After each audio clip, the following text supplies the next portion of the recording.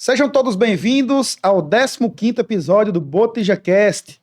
E hoje, como prometido, a gente trouxe um convidado para falar a respeito da história de Acari, né? Alguém que defende uma outra corrente a respeito da data da emancipação política, mas o convite foi para que ele nos trouxesse várias informações em vários campos, em vários momentos da cidade, para que a gente possa aproveitar esse episódio de hoje e ter uma compreensão muito maior da nossa história, né, de como era Acari antes, de como foi o desenrolar da coisa. E eu vou começar puxando de antes mesmo de Acari ser vila, antes mesmo da construção da capela, como era esse cenário.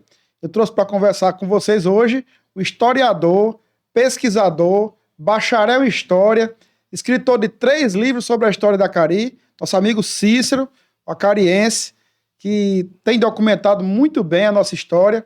Seja bem-vindo, Cícero. Se sinta em casa. Você está aqui para nos enriquecer com o conteúdo que você tem garimpado nesses anos todos de pesquisador. Dodó aqui, nosso parceiro de podcast. Seja bem-vindo, Dodó. Boa noite. É, Júnior.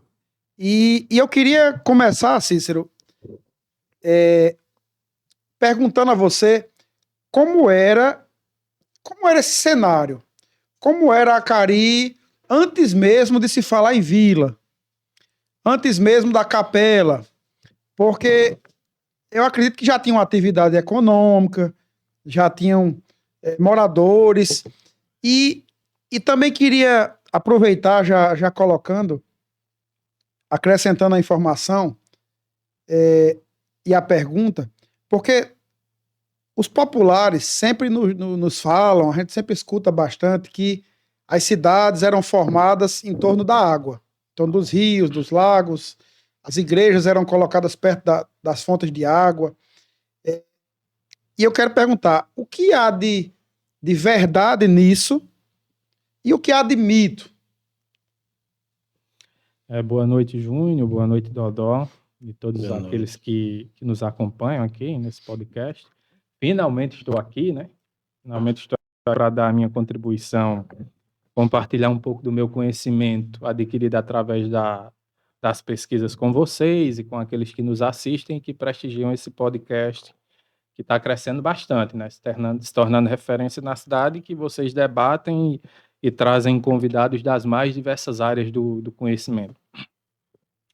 Bom, sobre as nossas aglomerações urbanas, especialmente as que surgiram aqui no Seridó, a gente discorre, sobretudo, através de um contexto, de uma zona de penetração passando pelo Buqueirão de Parelhas, né, vindo da Paraíba, do Pernambuco, um antigo caminho, e outro vindo do litoral, de Natal, adentrando os caminhos do interior, desbravando o sertão. O território do Acari é conhecido já desde o grande conflito da Guerra dos Bárbaros, né? Foi um conflito muito destruidor entre as tropas coloniais portuguesas, os terços paulistas e os nossos povos originários, né? Os nossos indígenas que aqui habitavam. Cessada essa Guerra dos Bárbaros, né, que quase que totalmente exterminou. Isso em que tempo? A Guerra dos Bárbaros eclodiu em 1687 e tem-se notícia do último conflito por volta de 1720. Agora aqui no território... Então foi um longo conflito, né? Foi um longo conflito, né? Aqui no território do Acari a gente teve 2 conflitos, né? Um na Serra da Cauã, em 1690, e na Serra da Rajada, em 1689. Quando esses conflitos aqui se tornam intermitentes, muitos desses índios haviam sido exterminados ou mandados para aldeamentos no litoral ou levados para serem escravizados no Recife, o povoamento branco, colonizador, começa a se assentar. Era uma única tribo?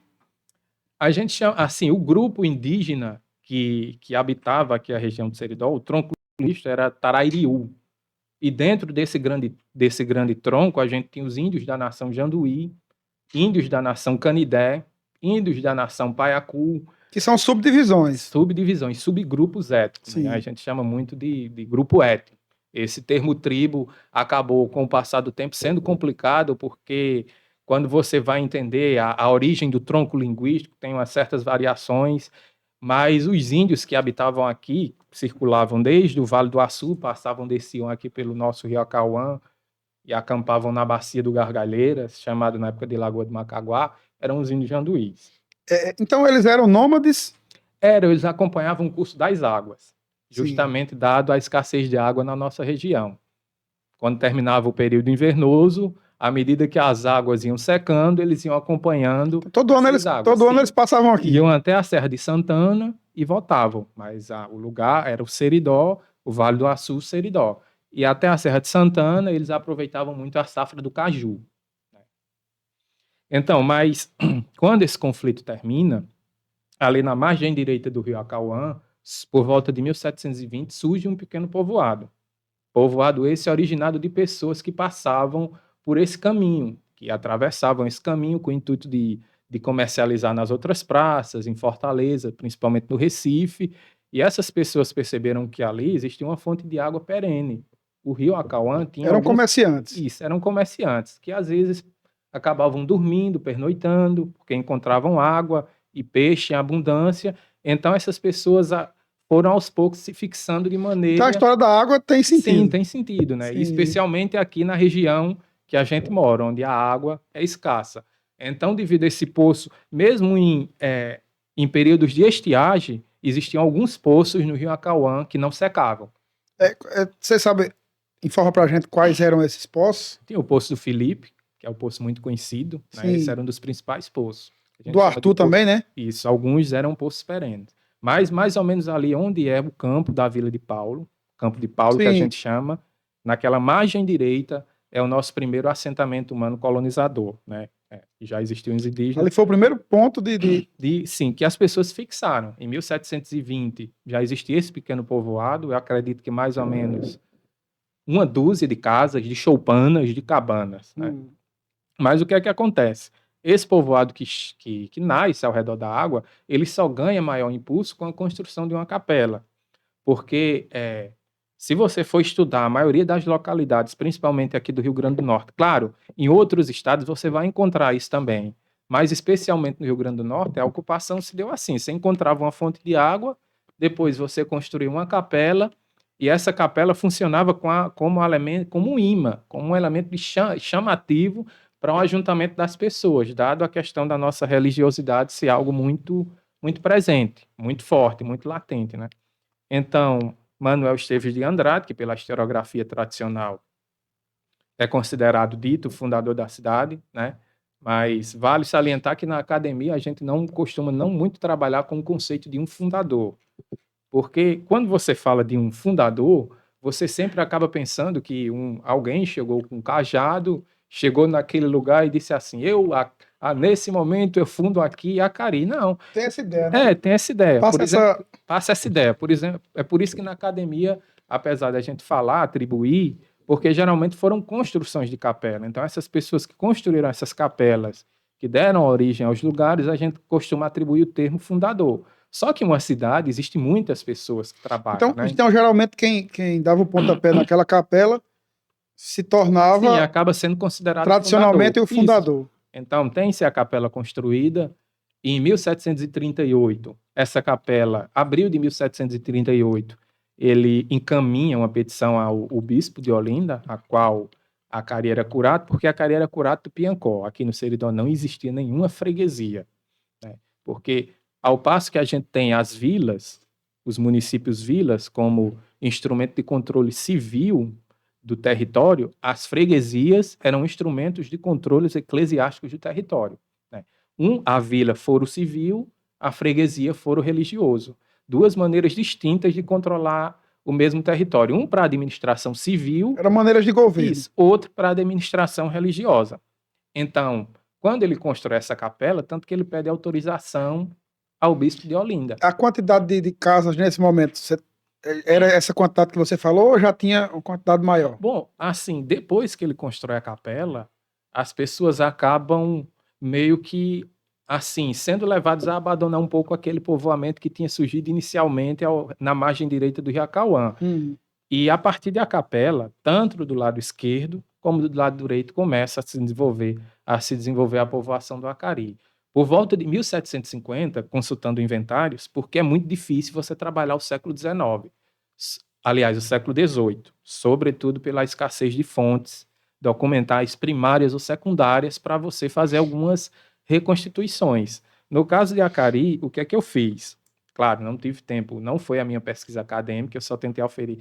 Eu fui no século XVIII, no arquivo do fórum daqui, e selecionei inventários de pessoas que possuíam casa, declaravam possuir casa na povoação do Acari, entre 1750 e 1780. Então foi rápido, assim, relativamente rápido, né? Depois da capela? Em 1750, um pouco mais para frente, em 1780, eu já consegui um número próximo, existia mais ou menos 10 casas. 5 casas do lado esquerdo, onde é a Rua da Câmara, e 5 casas do lado direito, onde desce a Rua, né, a Rua Doutor José Augusto. Né? Isso já com vários anos de capela. Já. Isso. Porque, assim, o nosso desenvolvimento... Mas registrado, né? Registrado o que ele fala, né? Sim, através de inventários. Porque inventário. Eu procurava, né? Júnior Buriti fez o seu inventário. Seu inventário é de 1780. Porque o inventário é um tipo de arrolamento que você faz quando você acaba falecendo e sua esposa ou seu filho vai inventariar seus bens. Júnior Buriti, é 1780. Declarou possuir tantos gados, a casa de fazenda, mas possuía uma casa na povoação do Acari. Então, marcava um pontinho. Então, mais ou menos até 1800, tinha algo em torno de 10, 12 casas. Claro que essas casas foram reconstruídas, reformadas, ou por um motivo ou outro, derrubadas. Mas, durante o século XVIII, nosso progresso urbano foi muito lento. Sobretudo porque Cícero, você cita essa quantidade de 10 a 12 casas, né? Que existe o registro. Isso, são inventários. Os inventários. Os inventários de bens. A minha pergunta é possível que houvessem ali 50, 60 casas que não foram documentadas ou não? Olha, eu acredito que não, essa enorme quantidade. Sobretudo por duas coisas. Primeiro, a maioria dessas casas, quando você vai analisar nesses inventários, são todas, principalmente até 1780, 1790. A maioria são de taipas, apenas ladrilhadas de tijolos. Porque telha e tijolo, durante o século XVIII, a alvenaria que a gente conhece hoje, era muito pouco disseminada durante o século XVIII. Primeiro, pelas condições financeiras, tanto que você encontra tijolo e telha em inventários de bem. Hoje, se você for inventariar seus bens, você vai colocar tijolo e telha? Não, você vai colocar sua casa, se você quiser colocar. Na época eram bens preciosos, valioso. Tijolo e telha. Em boa parte desses inventários, eu acredito que mais de 80% eu encontrei tijolo e telha inventariados de pessoas abastadas, consideradas pessoas ricas para a época. Né? Pessoas que tinham um cabedal, porque o cabedal é o que a gente chama gado, terra e escravo. Ser rico no seridó do século XVIII e do século XIX era ter terra, gado e escravo. Então isso está muito presente nos inventários, terra, gado, escravo. Mas telha também estava, tijolo nesse também. Nesse momento, só para a gente ter uma ideia, qual era o estágio do desenvolvimento de Caicó? Bom, Caicó, 1800. Nos anos 1800, Caicó já tinha algum desenvolvimento, um progresso urbano muito lento, porque em 1788, no dia 31 de julho, Caicó tinha se tornado vila, tinha se tornado município vila. Né? Tinha se desmembrado de Natal e tinha se tornado vila, ou seja, é o primeiro município com autonomia política e administrativa do Seridó, é Caicó. Então, quando você recebe um status urbanos de vila, você consegue instalar uma Câmara de Vereadores, eleger, instalar, e esses vereadores vão deliberar, e essa localidade ela vai conseguir criar alguns impostos para o poder municipal e vai conseguir fazer algum, claro, a gente precisa entender que é dentro de um contexto de um desenvolvimento urbano muito lento e muito ligado ao mundo rural, porque o nosso Seridó do século XVIII é essencialmente ligado ao mundo rural, ao gado e à agricultura. O gado dominava, a agricultura não era tão latente por conta das nossas secas, né? Grandes secas, grandes estiagens, algumas documentadas. Então, o mundo era rural. Então, se você morava numa povoação, o que é uma povoação? É uma localidade incipiente, né? Sem grande desenvolvimento urbano, que geralmente tem um elemento só para estruturar o espaço. Uma capela rústica, às vezes em pedra e barro, e algumas casinhas na sua órbita. Então, o desenvolvimento urbano desse lugar vai ser muito lento. Progresso urbano, a evolução urbana dessa E quando se localidade. fazia uma capela, vinha para essa capela um padre ou não necessariamente? Assim, geralmente aqui no Seridó tinha muito que a gente chama de curas e desobrigas. Porque como a extensão territorial era muito grande, tinha o curato do Piancó. Só em 1748 é que a gente tem criado a freguesia da Senhora Gloriosa Santana do Seridó em Caicó, com sede em Caicó, mas que englobava todo esse território do Seridó Norte Rio-Grandense e parte do Seridó Paraibano. Ou seja, administrar, do ponto de vista eclesiástico, religioso, um território tão grande desse, com poucos padres disponíveis para viajar esses sertões, no lombo de cavalo, de jumento, né, seria muito complicado, né? Principalmente a cavalo, porque um jumento ele não aguenta viajar grandes distâncias, né? O cavalo aguenta ter mais resistência. Então, tinham pouquíssimos padres. Aqui, por exemplo, verificando alguns documentos do século XVIII, que estão na Torre do Tombo, em Portugal, mas você consegue acessar online, aqui passou em 1769. Mas ele fazia a desobriga, ele saía da cura do Piancó, iam passando em localidades que tinham capela, fazendo casamentos, batizados. É como se viesse o Papa visitar. Era mais ou Acho que era uma menos festa grande, né? assim, porque era algo muito, muito raro. O que as capelas tinham, que a gente poderia chamar, eram os capelões. Nem sempre eles eram, vamos dizer que não fossem assim, construiu a capela, é preciso ter um capelão. Só que de Acari, o mais antigo que eu encontro, apesar da capela ter sido construída em 1738, é só em 1769. Eu não vou lembrar o nome agora. O primeiro claro. registro de um capelão. Sim. Aí o papel dele era zelar, cuidar e celebrar Isso, alguma... celebrar. Era cerimonialista. Isso. Ele tinha que fazer, na falta de um padre, né, de um padre mesmo, esse capelão, ele teria que fazer, até porque não havia obrigação de ter um padre ou um vigário colado, porque a capela, diferente da freguesia, não tinha autonomia. Assim como a povoação não tinha autonomia, não tinha obrigação de ter instalado uma Câmara Municipal e vereadores para deliberar, a capela não tinha obrigação de ter um padre, porque ela não tinha autonomia. Ela era filial de uma freguesia. A de Acari, no caso, era filial, depois de 1748, da freguesia de Caicó. Agora, Cícero, você falou nessa questão da Câmara dos Vereadores. A primeira pergunta a respeito dessa informação. Como se escolhiam os vereadores? E a segunda, tinham vereadores sem ter um prefeito? Então, como era dividido o poder? Para a gente ter uma ideia da política daquele momento. Bom, grosso modo, bem grosseiramente, para não ser anacrônico, no século XVIII, tanto no Brasil colônia, mas como a gente está falando de Seridó, século XVIII e século XIX, as cidades eram administradas pelas câmaras municipais. A figura do prefeito, grosso modo, era a figura do presidente da Câmara. Quem administrava a cidade era o presidente da Câmara. Sim. Então, a Câmara exercia funções legislativas e funções executivas. Agora, muito grosseiramente, eu digo isso muito grosseiramente para eu não correr o risco de ser anacrônico, que é ser anacrônico na academia. É tentar aplicar uma realidade do seu tempo em outra realidade totalmente diferente. Sim. Mas não tinha a figura do prefeito. Como eram escolhidas essas pessoas para ocuparem essas cadeiras? Bom, essas pessoas, aí já envolve uma questão. Só localidades com autonomia política, quando uma povoação recebia o status de vila, né, ela precisava eleger e instalar sua Câmara. Acari, quando foi emancipada no 11 de abril, ela precisou eleger e instalar sua Câmara. Geralmente eram as pessoas mais abastadas. Era através do voto, mas o voto era censitário. Mulheres não votavam, escravos não votavam, algumas classes de religiosos e militares não votavam, e você precisava ter uma renda anual para ter direito ao voto.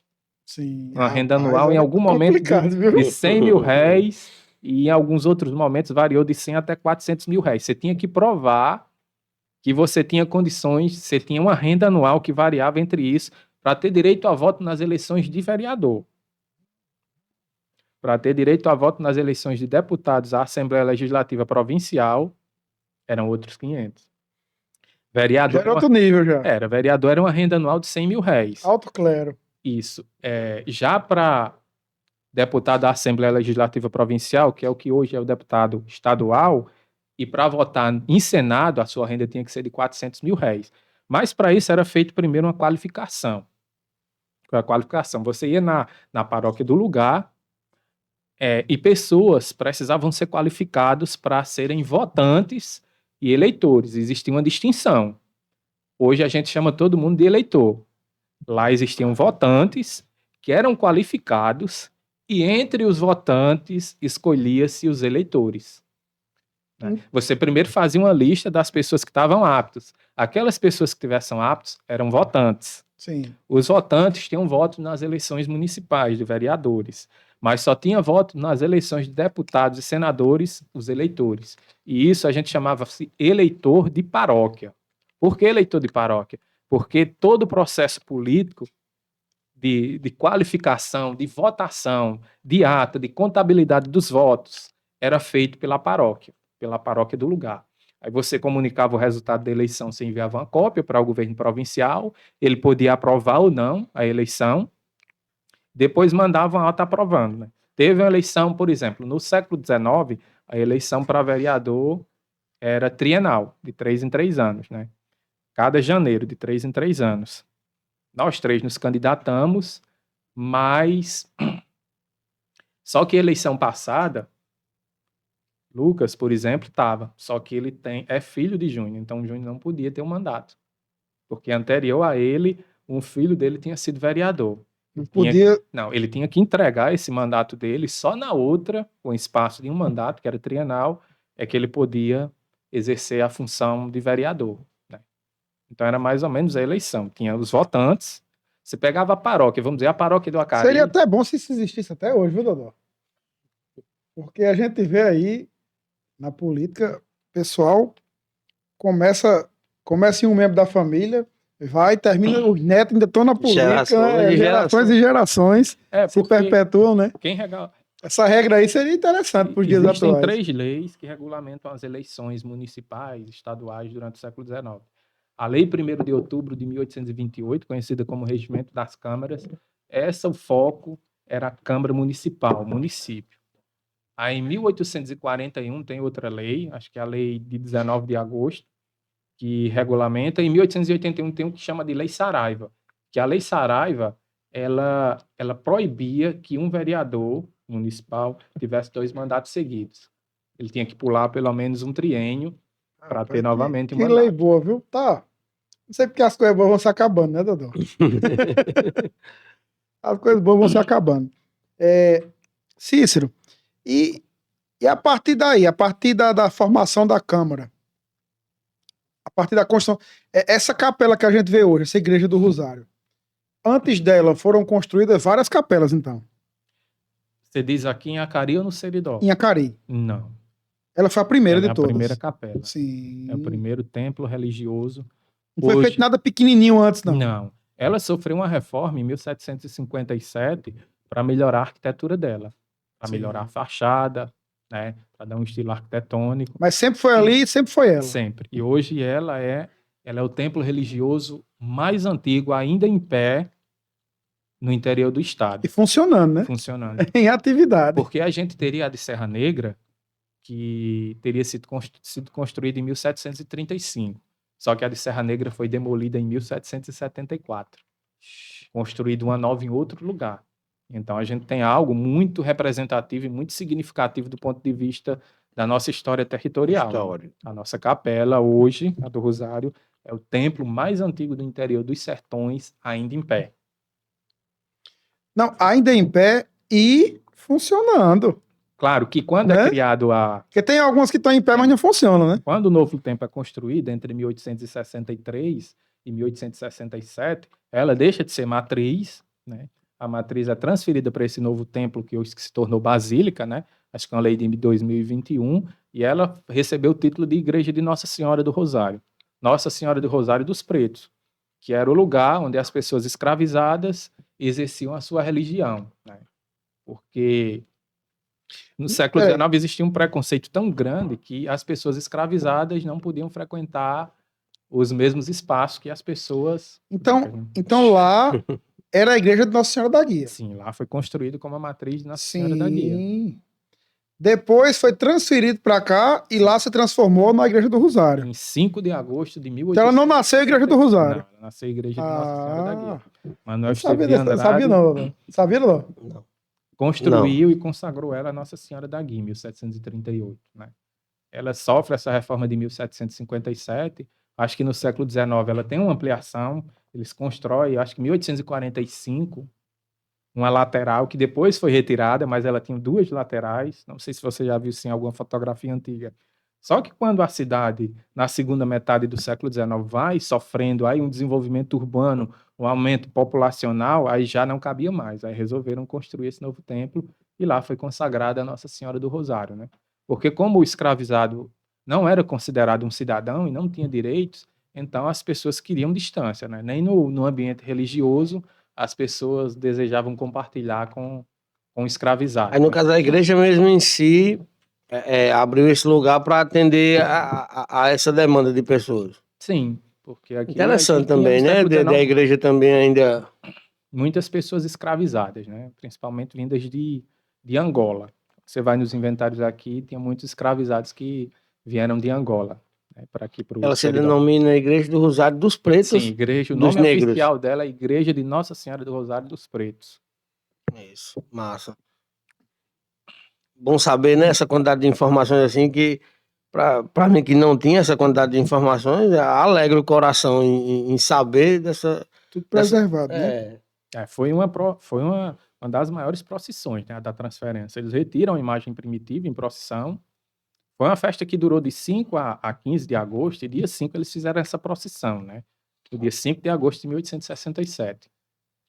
Só que tanta gente esteve em Acari, que onde é a Rua da Matriz, construíram muitas choupanas para dar hospedagem a essas pessoas, porque as casas que tinham aqui não tinham condições, né?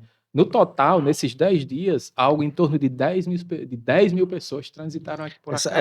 Essa nomenclatura de choupana se dava a um tipo de construção rápida? Sim, coberta com palha, as paredes de taipa. Uma palhoça, né? Uma palhoça. Sim. Né? Choupana é um termo técnico, né? É uma palhoça. Uma cabana. Agora, pra gente ter ideia da dimensão disso. Dodó, vocês viram, nessa época moderna, nesse tempo que a gente tem tudo na mão, o que foi Gargalheiras sangrar? Não deu 10 mil pessoas num único dia. Agora você imagine, no século XIX, você tem um evento em Acari com 10 mil pessoas.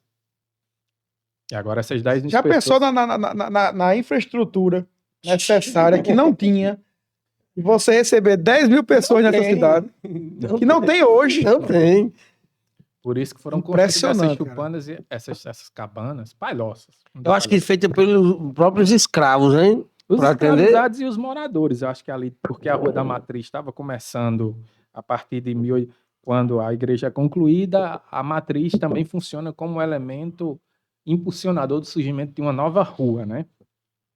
Que tem o seu alinhamento marcado em 1873. A Câmara marca o alinhamento da rua, o tamanho da rua, a direção, tem essas documentações que fazem parte da minha dissertação de mestrado, né? Que eu vou defender agora dia 29, né? Mas vamos continuar a gente estava falando de Câmara, talvez puxe um pouco quando a gente pensa em Câmara Municipal, em vereadores, a gente pensa um pouco em autonomia política administrativa, né? Sim. Em emancipação política, né? Sim. Porque só poderia ter a prerrogativa de ter uma Câmara instalada, era só os lugares que tinham autonomia, as vilas ou cidades.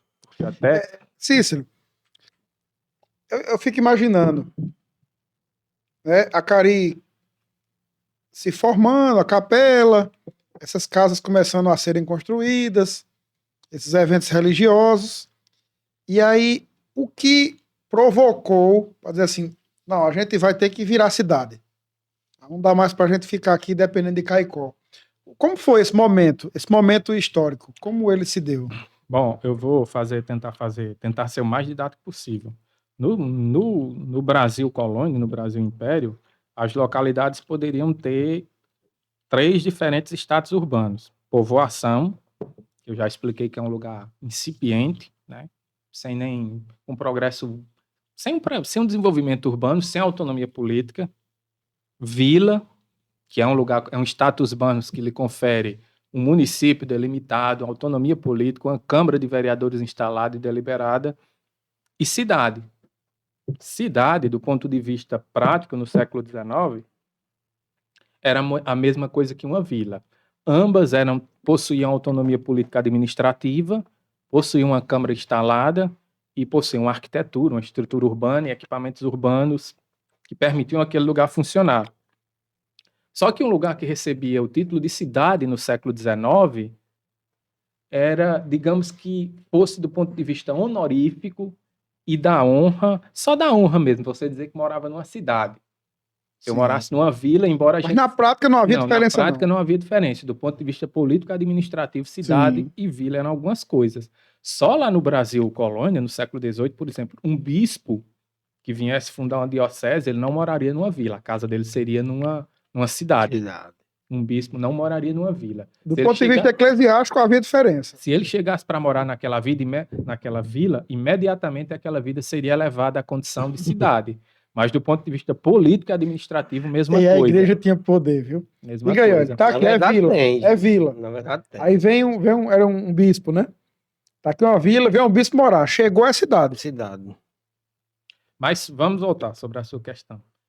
Sobre esse ponto.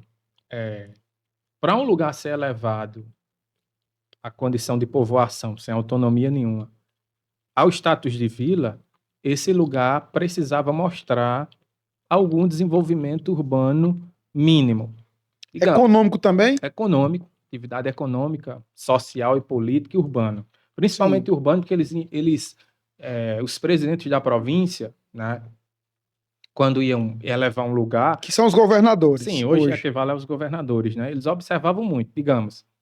Fui na povoação de Acari, tá uma desgraça. O mato tomou conta da rua principal, as casas tudo caindo, a frente da igreja tá horrorosa, provavelmente esse lugar. O comércio é zero, não existe ninguém, não existe nenhuma casa para vender carne seca.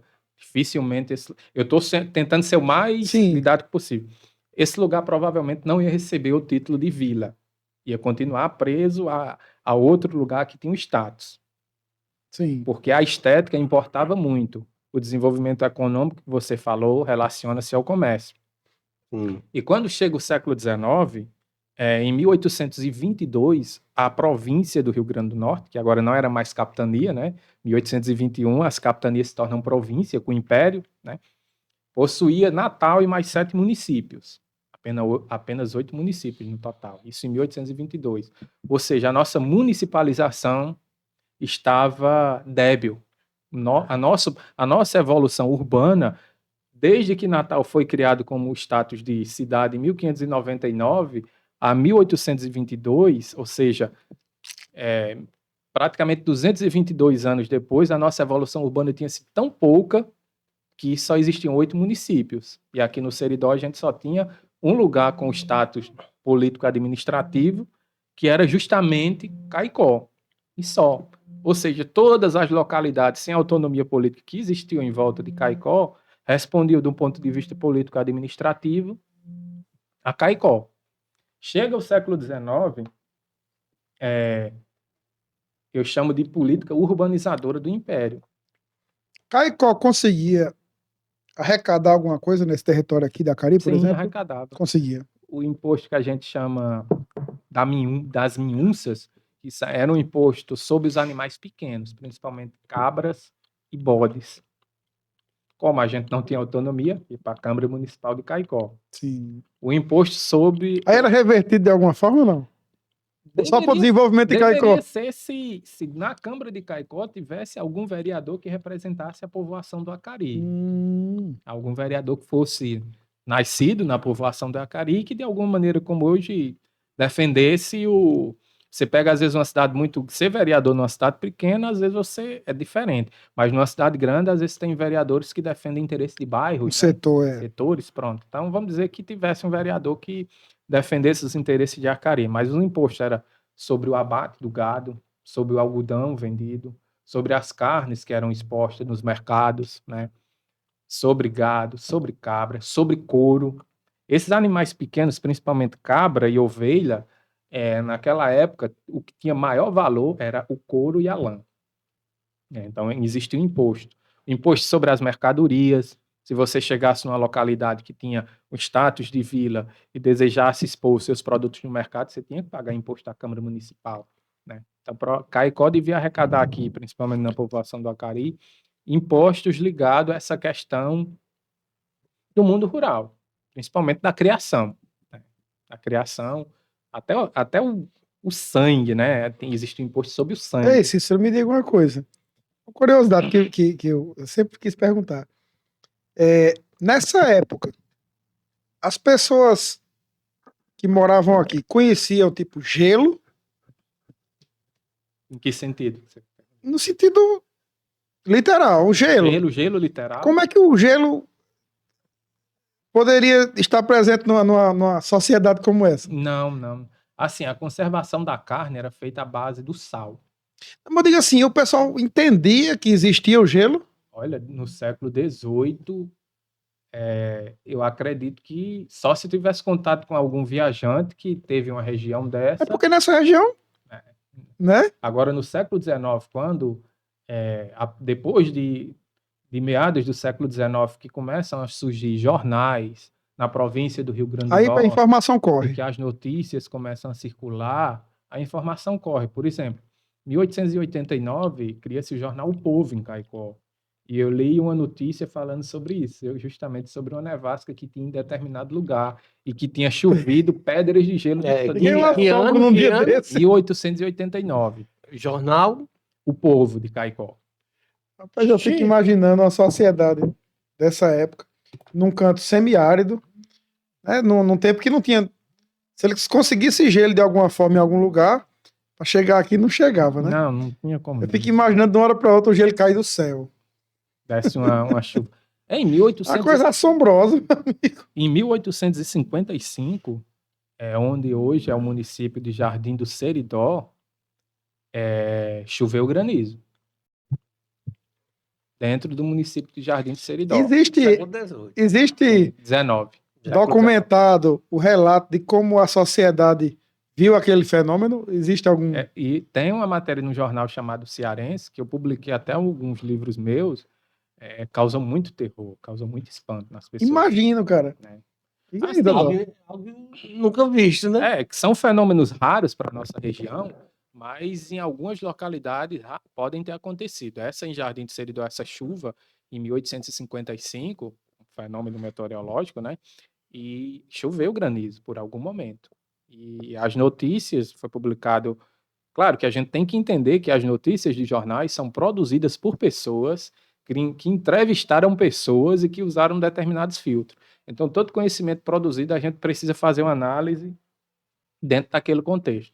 Entendeu? 1855, né? Mas uma pessoa que mandou a notícia para ser publicada era algo como se fosse o fim do mundo, né? Chover gelo no semiárido. Porque você imagina o seguinte, Cícero. A gente tá aqui hoje, no dia de hoje. E do nada, chove algo que a gente nunca ouviu falar. Sim. Você pode trazer para qualquer época. Chover um negócio que você não conhece, cara. Pode ser interpretado como o fim do mundo mesmo.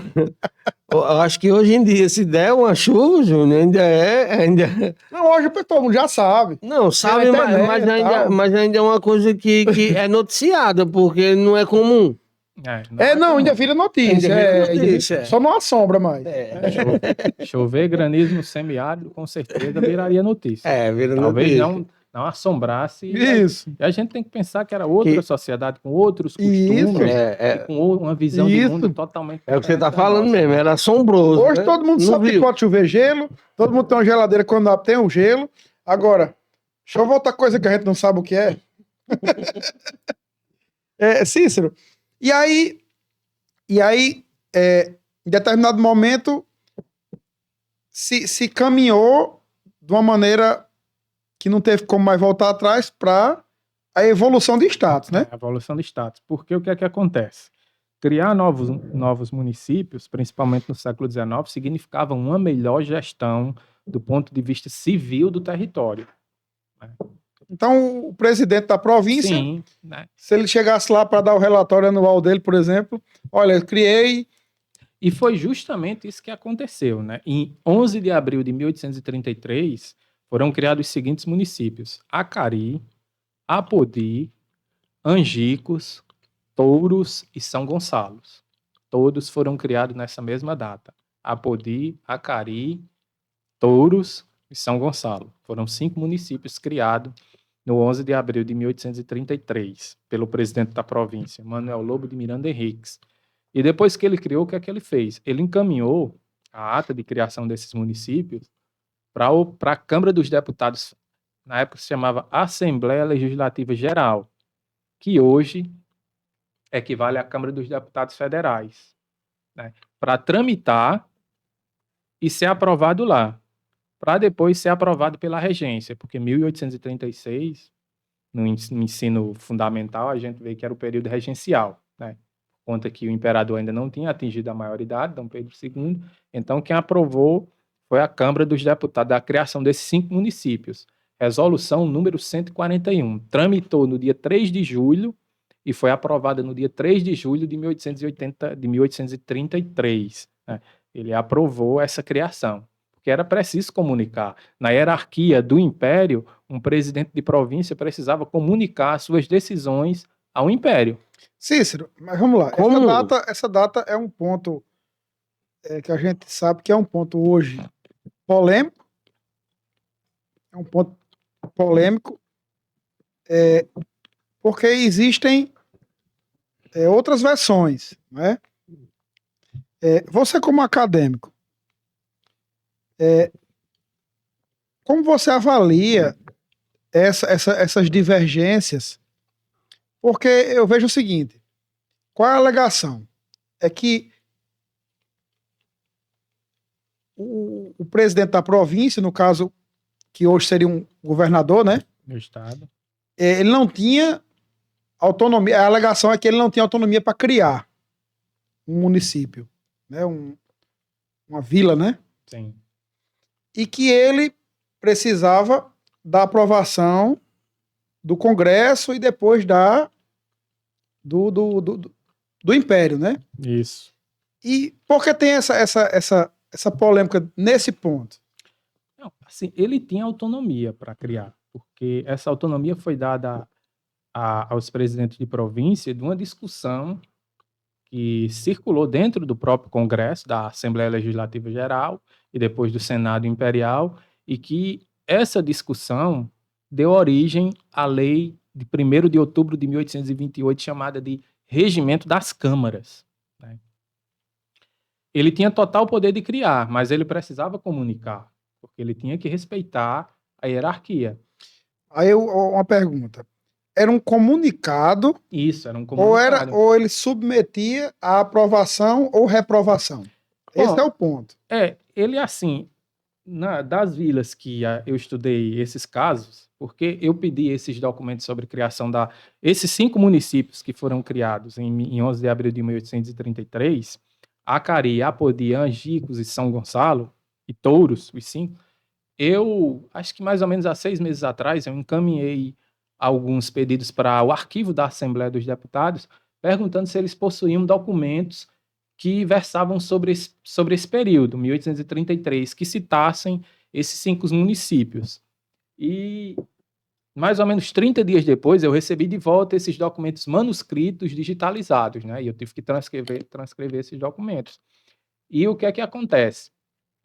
Eles submetiam a aprovação, mas nas discussões não existe nenhum questionamento, porque antes tinha circulado já, tinha sido debatido, que o presidente era quem tinha o poder de criar, porque ele era quem conhecia a realidade local. Aí tem esse relato dessa Sim. discussão. Tem esses relatos. E desse poder concedido. Sim, desse poder concedido, porque eles discutiram sobre a criação de municípios E no final, essa lei, ela reverberou nisso. Ela deu autonomia, porque no entendimento da Assembleia Legislativa Geral, da Câmara dos Deputados e do Senado, se você vive naquele lugar, você conhece mais a realidade daquele lugar, local, o desenvolvimento de que eu, que moro no Rio de Janeiro, na capital do Império, e que nunca viajei à província do Rio Grande do Norte. Então, a autonomia para a criação foi dada nesse sentido, porque Dodó mora em Acari, então lá no Rio de Janeiro eu nunca vi Acari, e Dodó me manda um relato sobre Acari, eu tenho que validar o que Dodó diz. Dodó mora em Acari. Né? Agora, outro ponto polêmico, a questão, eu vi, Dodó, não sei se Dodó lembra melhor que eu, nossa última entrevista, um ponto onde o presidente da província, que equivale ao governador, fazendo um relato de que Acari e outra cidade ele nem tinha notícia de como estava a evolução. Porque o que é que acontece? Manuel de Lobo de Miranda Henrique, ele criou o município de Acari e depois ele foi substituído por um presidente chamado Basílio Quaresma Torrião. Sim, exato. E, na verdade, o que eu disse foi o seguinte, esses presidentes, o que aconteciam? Quando o município, uma vila era criada, ela precisava cumprir alguns requisitos básicos para manter esse status. Não era só receber beijinho, beijinho, tchau, Podia tchau. ser rebaixado? Podia ser rebaixado. Existe relato de algum lugar que Sim. foi rebaixado? São Gonçalo, que foi criado junto com Acari, perdeu a sua autonomia. Por quê? Foi rebaixado. Foi rebaixado. Quando o município era criado, o presidente da província esperava, criei seu município, agora você precisa cumprir os passos. Eleger e instalar sua Câmara de Vereadores. Essa Câmara dos Vereadores precisa, dentro de um prazo legal, começar a funcionar, deliberar e ter um livro de atas como prova de que essa Câmara já está deliberando. E depois de começar a deliberar, essa Câmara precisa aprovar o seu Código de Posturas. Hoje é um documento pouco falado, mas o Código... Que seria hoje o regimento interno? Não o regimento interno. O Código de Postura era um instrumento, uma normativa que regulava o espaço urbano nas suas dimensões sociais, porque tinham artigos que controlavam os comportamentos das pessoas, e físicos, porque também existiam artigos que controlavam a construção, alinhamento, embelezamento e disposição das ruas. O Código de Postura era uma lei que regia o espaço urbano, que dizia que depois das 10 horas da noite, Júnior Buriti não pode estar no meio da rua gritando, ou você seria penalizado. Era como uma espécie de constituição municipal, era uma lei municipal, a abrangência era municipal. Sim. E dizia que se Dodó fosse pego embriagado e proferindo palavrões na frente da igreja, ele ia dormir no chilindró. Ele descumpriu uma lei. Ou seja, tinha um controle social. Ele proibiu, por exemplo, que pessoas escravizadas ficassem à noite na rua. À noite, se você é escravizado, você tem que procurar a casa do seu senhor onde você mora. Se você fosse flagrado no espaço urbano, numa taberna, enchendo a sua cara de cachaça, você ia preso e ia pagar uma multa. Né? Então, vamos lá. Esse relato de que não tinha notícia do povoado de Acari é de um governador que não foi o que criou. Não. Foi outro que, na verdade, essa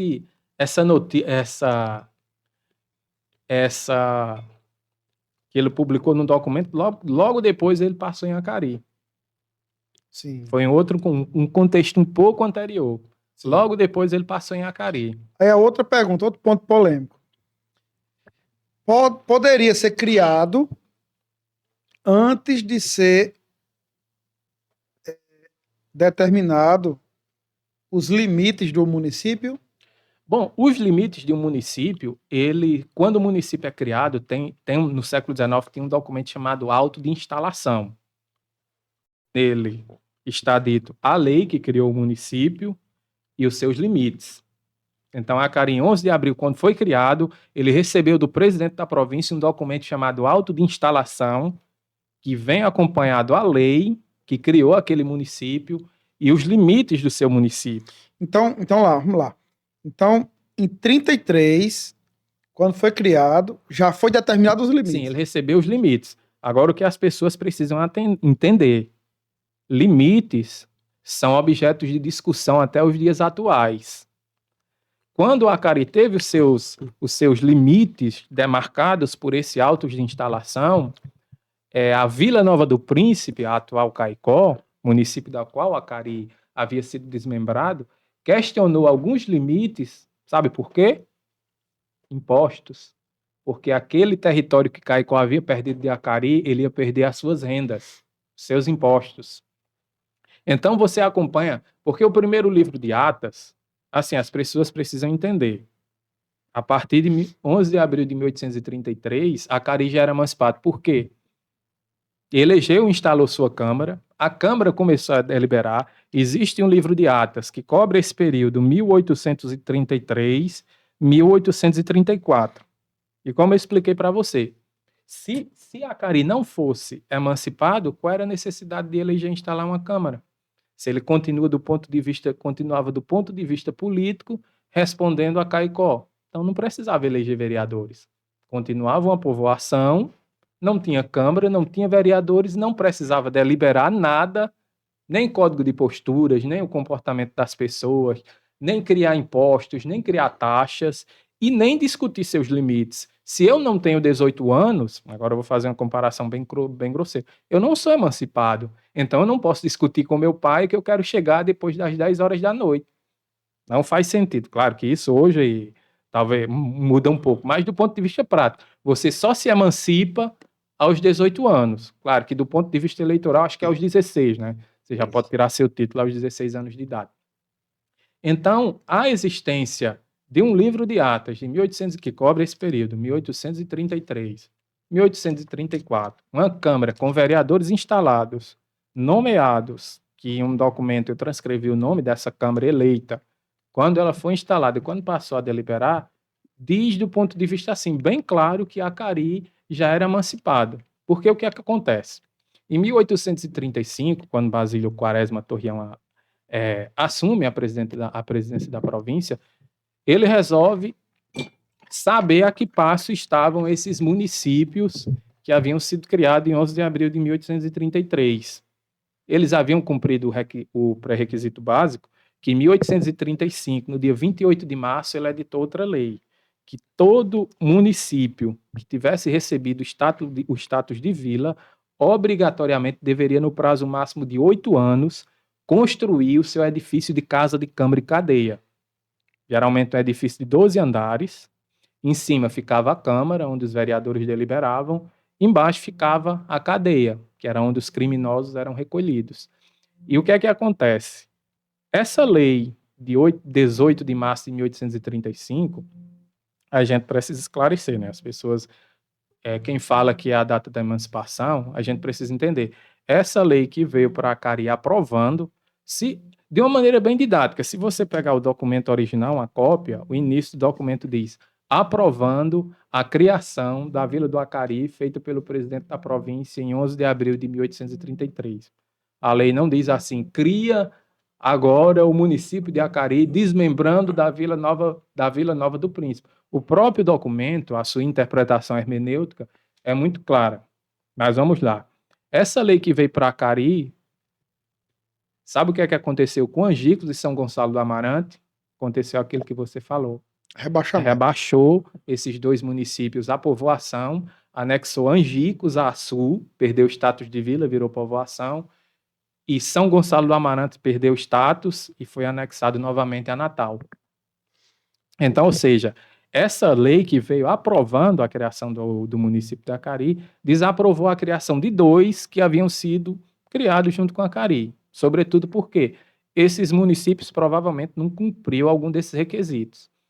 Não elegeu, instalou sua Câmara, não elaborou seu código de posturas, não construiu sua casa de câmara de cadeia e também não apresentou nenhum grau ou nível de desenvolvimento da evolução urbana, que a gente coloca uma arquitetura, a rua, você chegava... Tem muitos relatos no século XIX que um presidente de uma província chegava numa Vila Flor. Pronto, Vila Flor.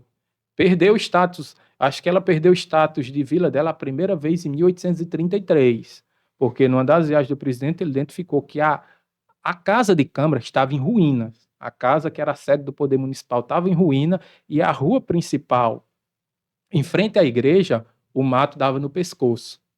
Ou seja, um lugar urbano decadente, né? E Acari, quando você vê, A Vila Flor era onde? Vila Flor é lá embaixo, depois de Monte Alegre, descendo já. Sim. E a questão da bandeira? A questão das bandeiras de Acari, até pouco tempo, todas tinham essa segunda data. Aqui se atribui. Bom, eu acredito que tem a ver muito com as pessoas que representaram o nosso poder municipal anteriormente, né? E essa preocupação de discutir esse ponto, acho que surgiu uma primeira vez, na época eu ainda era estudante do bacharelado de História, em 2015, a Câmara daquela época me convocou, né?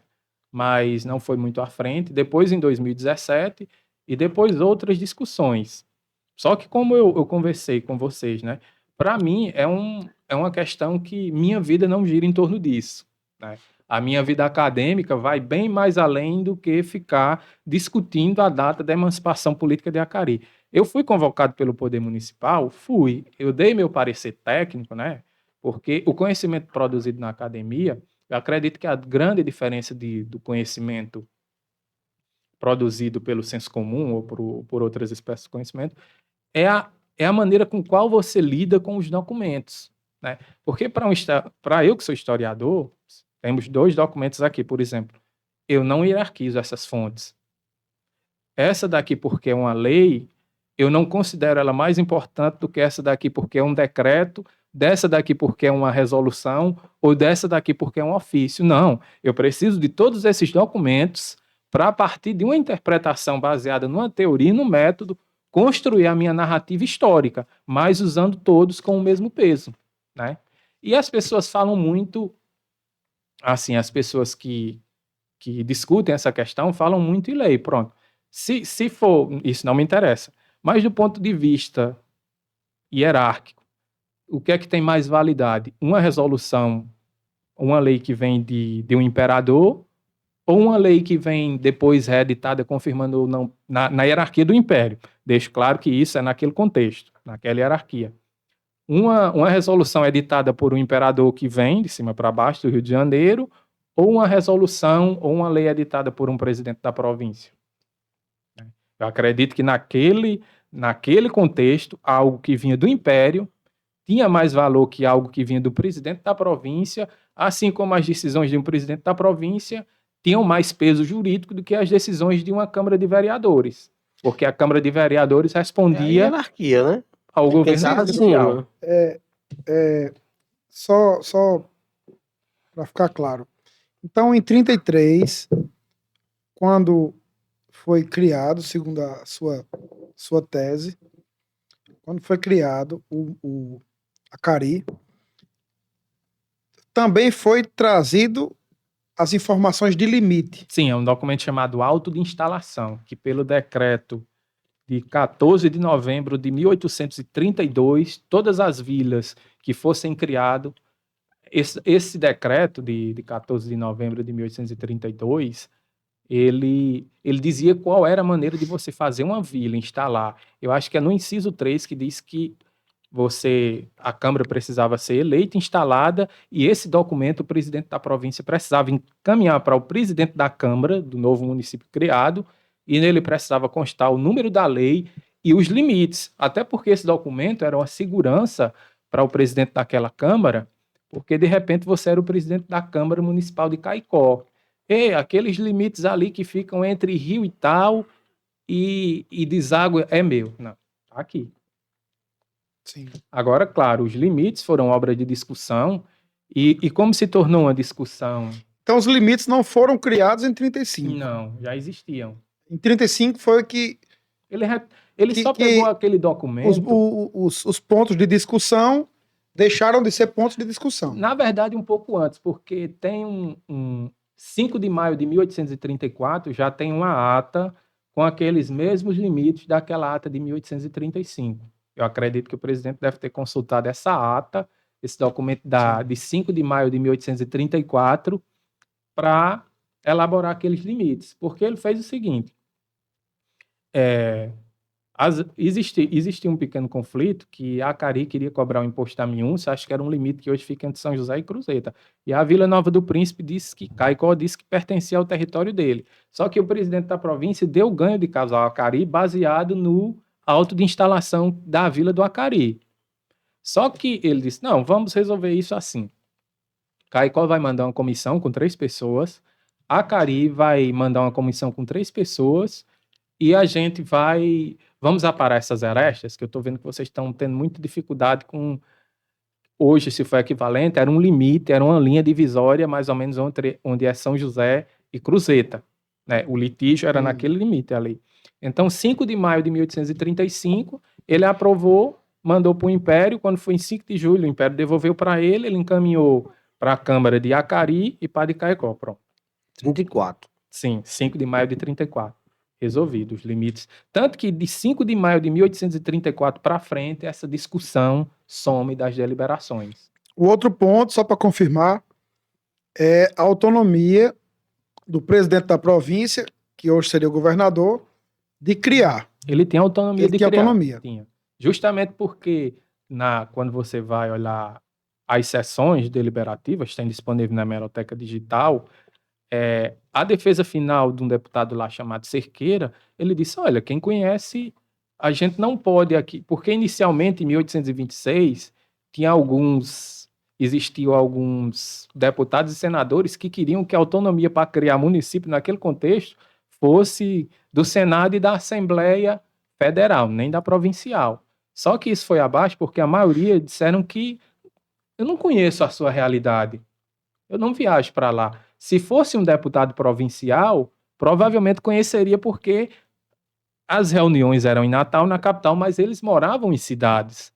Agora você imaginar que um deputado federal, que passa a vida dele quase toda no Rio de Janeiro, ou um senador do Império, você acha mesmo que naquele contexto ele ia querer sair do Império, fazer uma viagem, sempre que um presidente da província pedisse para criar um município, você acha que ele iria sair de lá para ele mesmo analisar? Era muito difícil, né? Pela distância, pela disponibilidade de recursos e, sobretudo, de transportes. E o Brasil tem uma extensão territorial continental. Então, a autonomia ao presidente da província foi dada nesse contexto, né? Existem os documentos.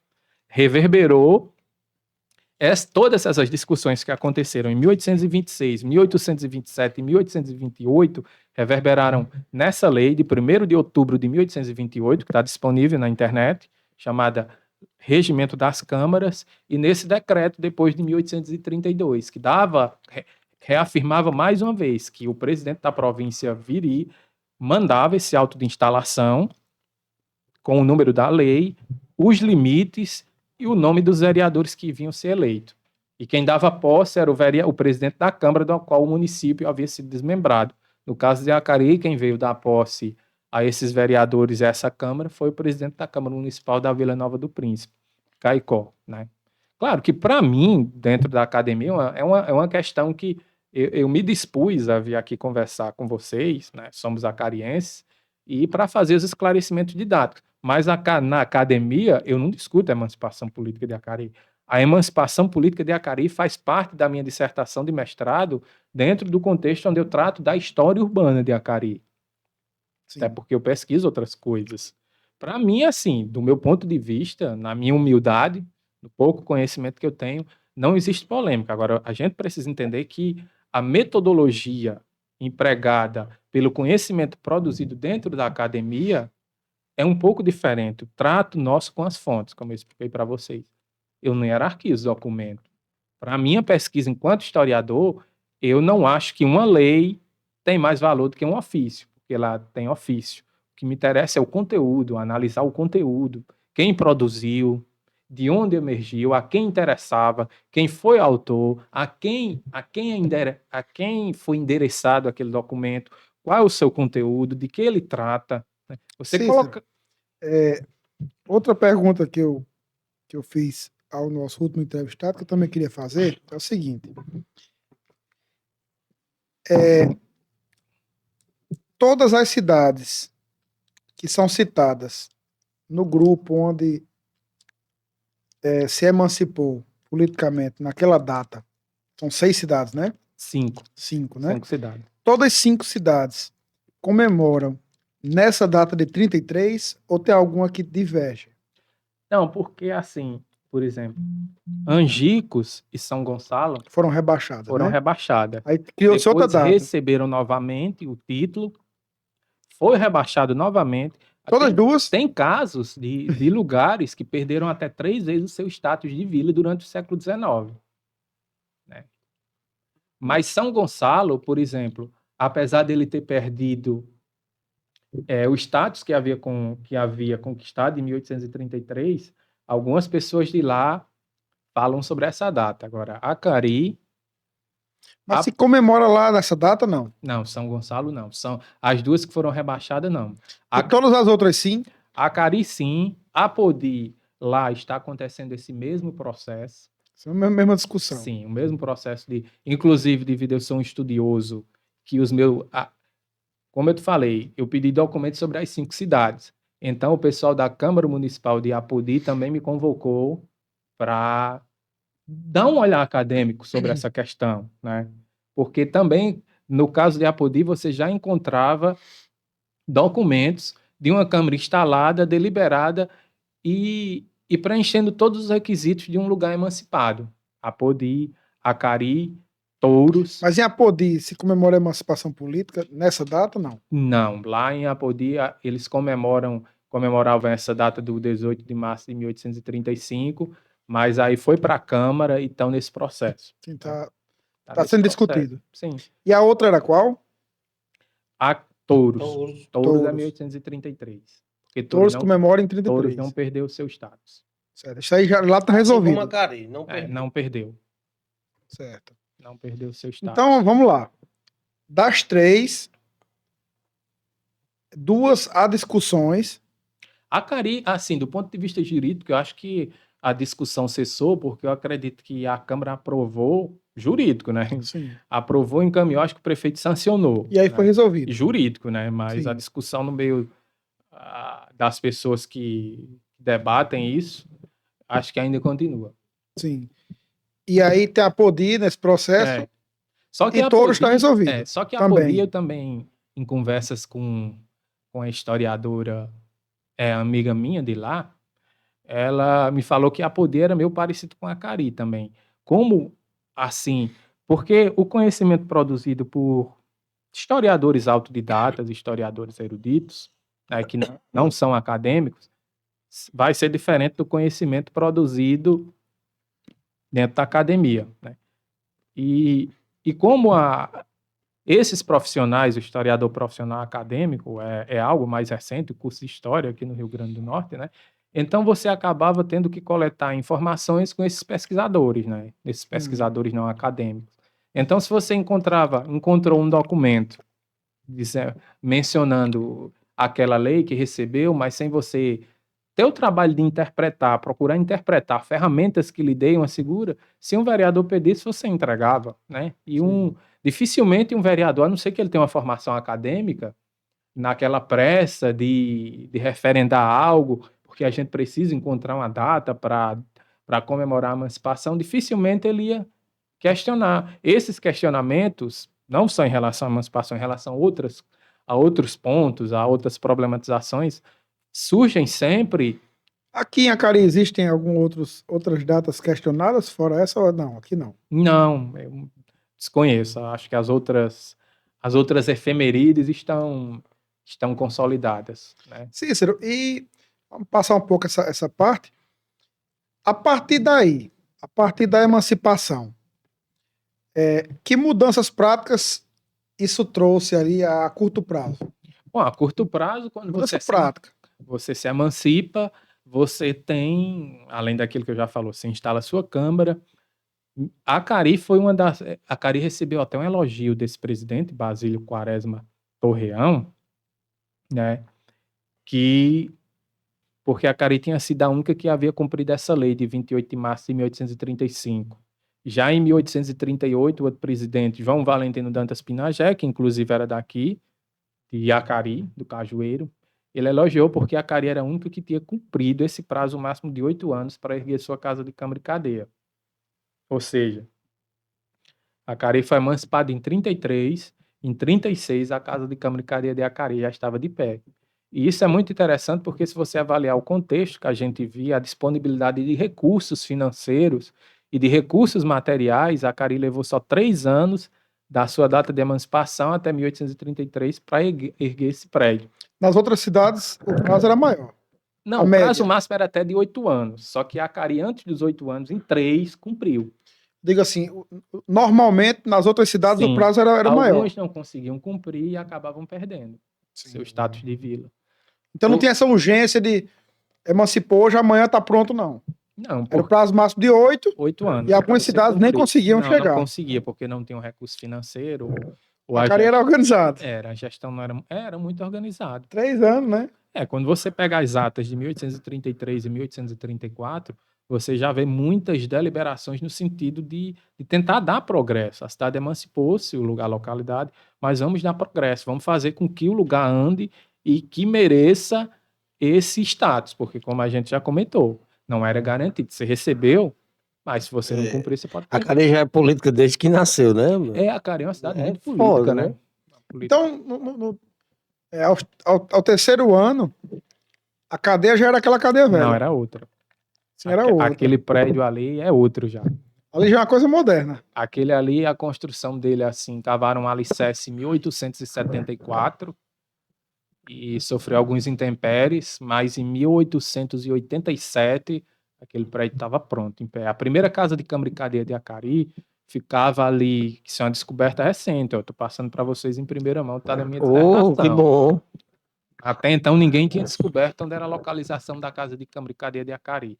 Mas a primeira casa de câmara de cadeia ficava mais ou menos ali onde é o antigo fórum, que hoje eu acho que funciona algum equipamento da prefeitura, né? Acho que é o CRAS, né? Alguma coisa da Secretaria de Sim. Desenvolvimento De assistência social. Assistência social, pronto, era ali.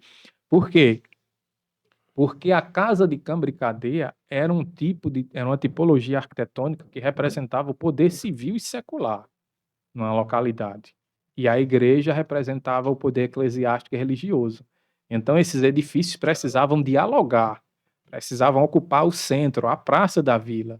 E o nosso largo inicial é o largo inicial, que a gente chama de núcleo urbano inicial, na história urbana, é justamente onde o coreto está assentado, aquele grande largo. Então, a igreja, a casa de câmara e as ruas. Uma Acari de uma primeira fase, né? Claro que quando a matriz deixa de ser ali e passa aqui para cima, a outra casa de câmara já é construída em outro contexto de aumento populacional e de nascimento de novas ruas, né? Em 1885, a Acari era mais ou menos aquele desenho que a gente tem. O centro e essas duas ruas da matriz, né? A rua Otávio Lamartine, a Doutor José Augusto aqui, a rua Tomás de Araújo, a rua do Museu, a rua do Varandão. Esse é o desenho de Acari. A população rural era bem mais numerosa, né? Sim, a população rural sempre foi numerosa. Eu acho que, na verdade, principalmente aqui no Brasil e de maneira específica no Seridó, o êxodo rural nosso é 1980, né? A falência da cotonicultura, né? Da economia algodoeira. Então, essas pessoas são obrigadas. Mas se quem quiser fazer um estudo de demografia urbana, demografia histórica, é só você pegar os censos, você vai ver que a população rural sempre prevaleceu sobre a população urbana, né? Acho que no censo de 1872, a Acari tinha 11 mil e alguma coisa, 95% dessa... Eu não lembro direito, eu fiz essa estimativa. Tudo rural. Sim. Que ano? 1872. Faz muito tempo Mais que a Acari 90%. faz muito tempo que a Acari tem mais de 10 mil habitantes, viu?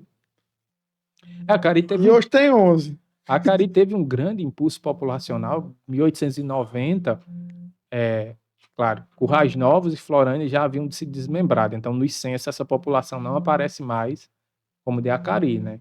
Mas nos censos, acho que em 1940, a Acari tinha 16 mil pessoas. No censo de 1940. 16 mil pessoas. Rapaz, Tô desmembrando, né? Aí depois a gente sofreu os desmembramentos de Carnaúba dos Dantas e Cruzeta em 1953, né? Essa população cai. O último desmembramento foram esses? Foram. Os últimos.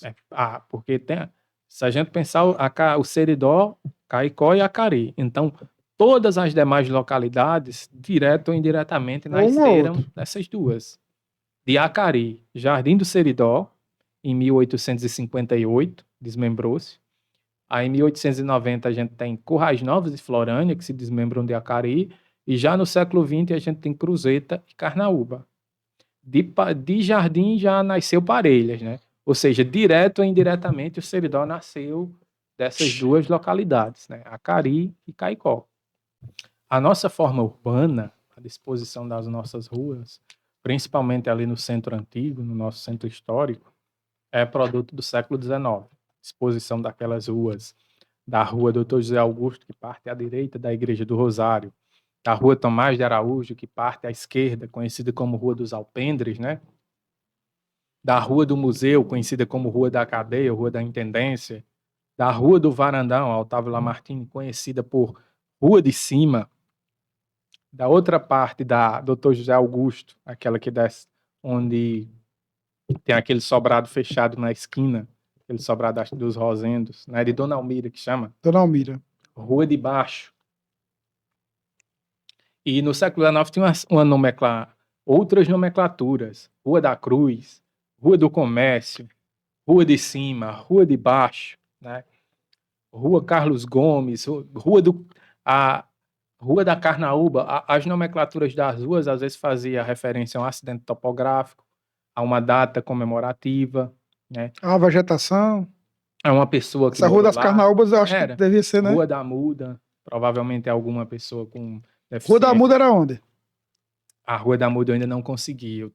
Na minha dissertação, eu tive um trabalho muito grande para mapear essas ruas usando a genealogia como fonte. Porque o que é que eu fazia? Eu identifiquei que, por exemplo, uma rua Carlos Gomes, morava uma pessoa que é seu trisavô.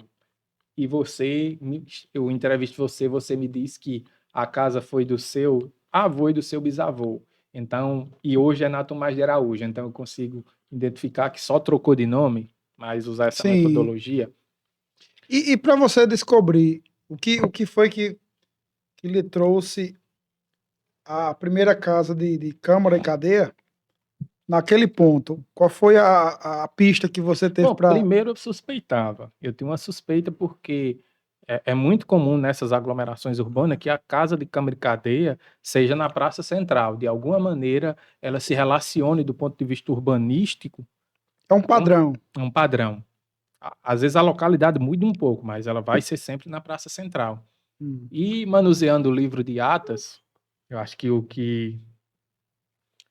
1862, o presidente da Câmara Municipal de Acari foi comunicar ao governo provincial que essa casa de Câmara havia caído, estava arruinada, não tinha mais condições de servir nem como casa e nem como Câmara.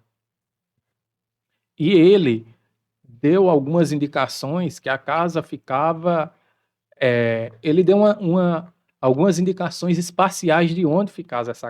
Quando ele encaminhou esse ofício para o presidente, ele disse que a casa ficava na lateral esquerda da igreja, com a sua frente virada para o nascente.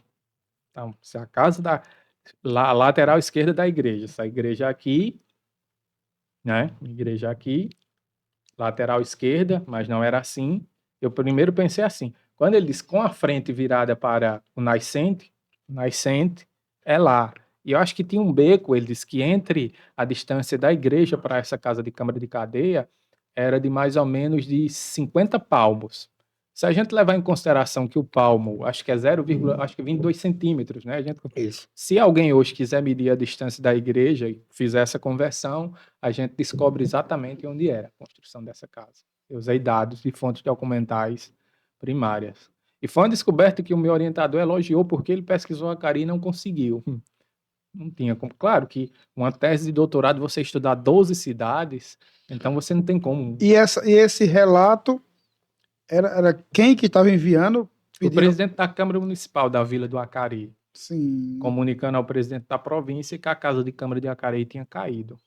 No caso, esse comunicado era pedindo alguma forma de ajuda, Sim, ou era só informação? Não, recursos financeiros. Sim.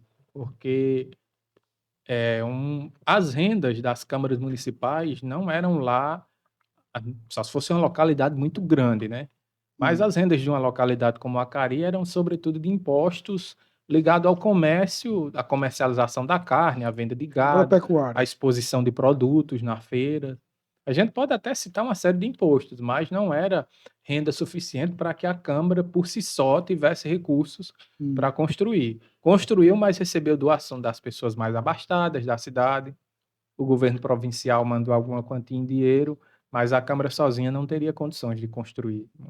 Você vê que aquele prédio, para os nossos, atual que tem, aos nossos padrões atuais, é um prédio de uma arquitetura muito robusta e muito bonita, né? Um prédio que se destaca na paisagem urbana de Acari, ele se destaca. Né? Ele tem um alto gabarito, ele domina a paisagem urbana de Acari, né? O espaço urbano, né? Você vê de longe, é muito imponente. Então, acho que em algum lugar eu anotei o valor total do custo daquela obra. A impressão que eu tenho das ruas, a gente vê partes de Acari com ruas muito largas, muito bem planejadas. Se a gente vê a rua a Juvenal Martini, por exemplo, bem estreitinha, né? Dá a impressão de que foram projetadas por pessoas totalmente diferentes e inversas, né? Aquela rua, ela surgiu em outro contexto, né? Ela não existia. Aquilo era um bloco só de quarteirões, né? O núcleo do comércio de Acari, porque aquele prédio de mercado de Acari, não sei se vocês já viram, a fotografia antiga era um só. Tanto que hoje que funciona o que a gente chama... O artesanato e o mercado de carne. Aquele era o mercado aqui com café. Isso. E o artesanato de hoje. Que já foi, acho que o açougue público. Era um prédio só. Era um prédio só, considerado o melhor prédio, a melhor casa do mercado do Seridona, né? Construída. Era público ou privado, de início? Bom, no século XIX, geralmente a Câmara fazia o seguinte, né? Se ela tivesse dinheiro para construir, ela construía.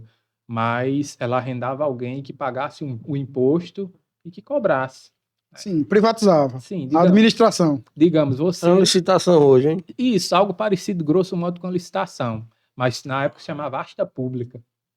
Asta pública. Mas na prática era uma privatização, uma concessão, né? Uma concessão.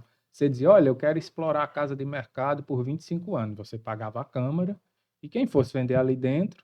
Era com você. Você pagava os impostos a mim, mas quem fosse vender ali dentro, pagava os impostos a você. Era uma maneira da Câmara também, de uma Câmara que não possuísse tantas rendas, se livrar, entre aspas, mais de passar a administração de um bem manutenção. Público. Sim, porque você falou num ponto interessante. Se você vencesse o contrato para explorar a casa de mercado, a manutenção era por sua conta. Sim, a Câmara não ia cuidar de outras coisas. Você me pagou o imposto, então ela fazia muito asta pública. Você dizia, eu quero a concorrência do imposto sobre as pessoas que expõem carne verde na feira.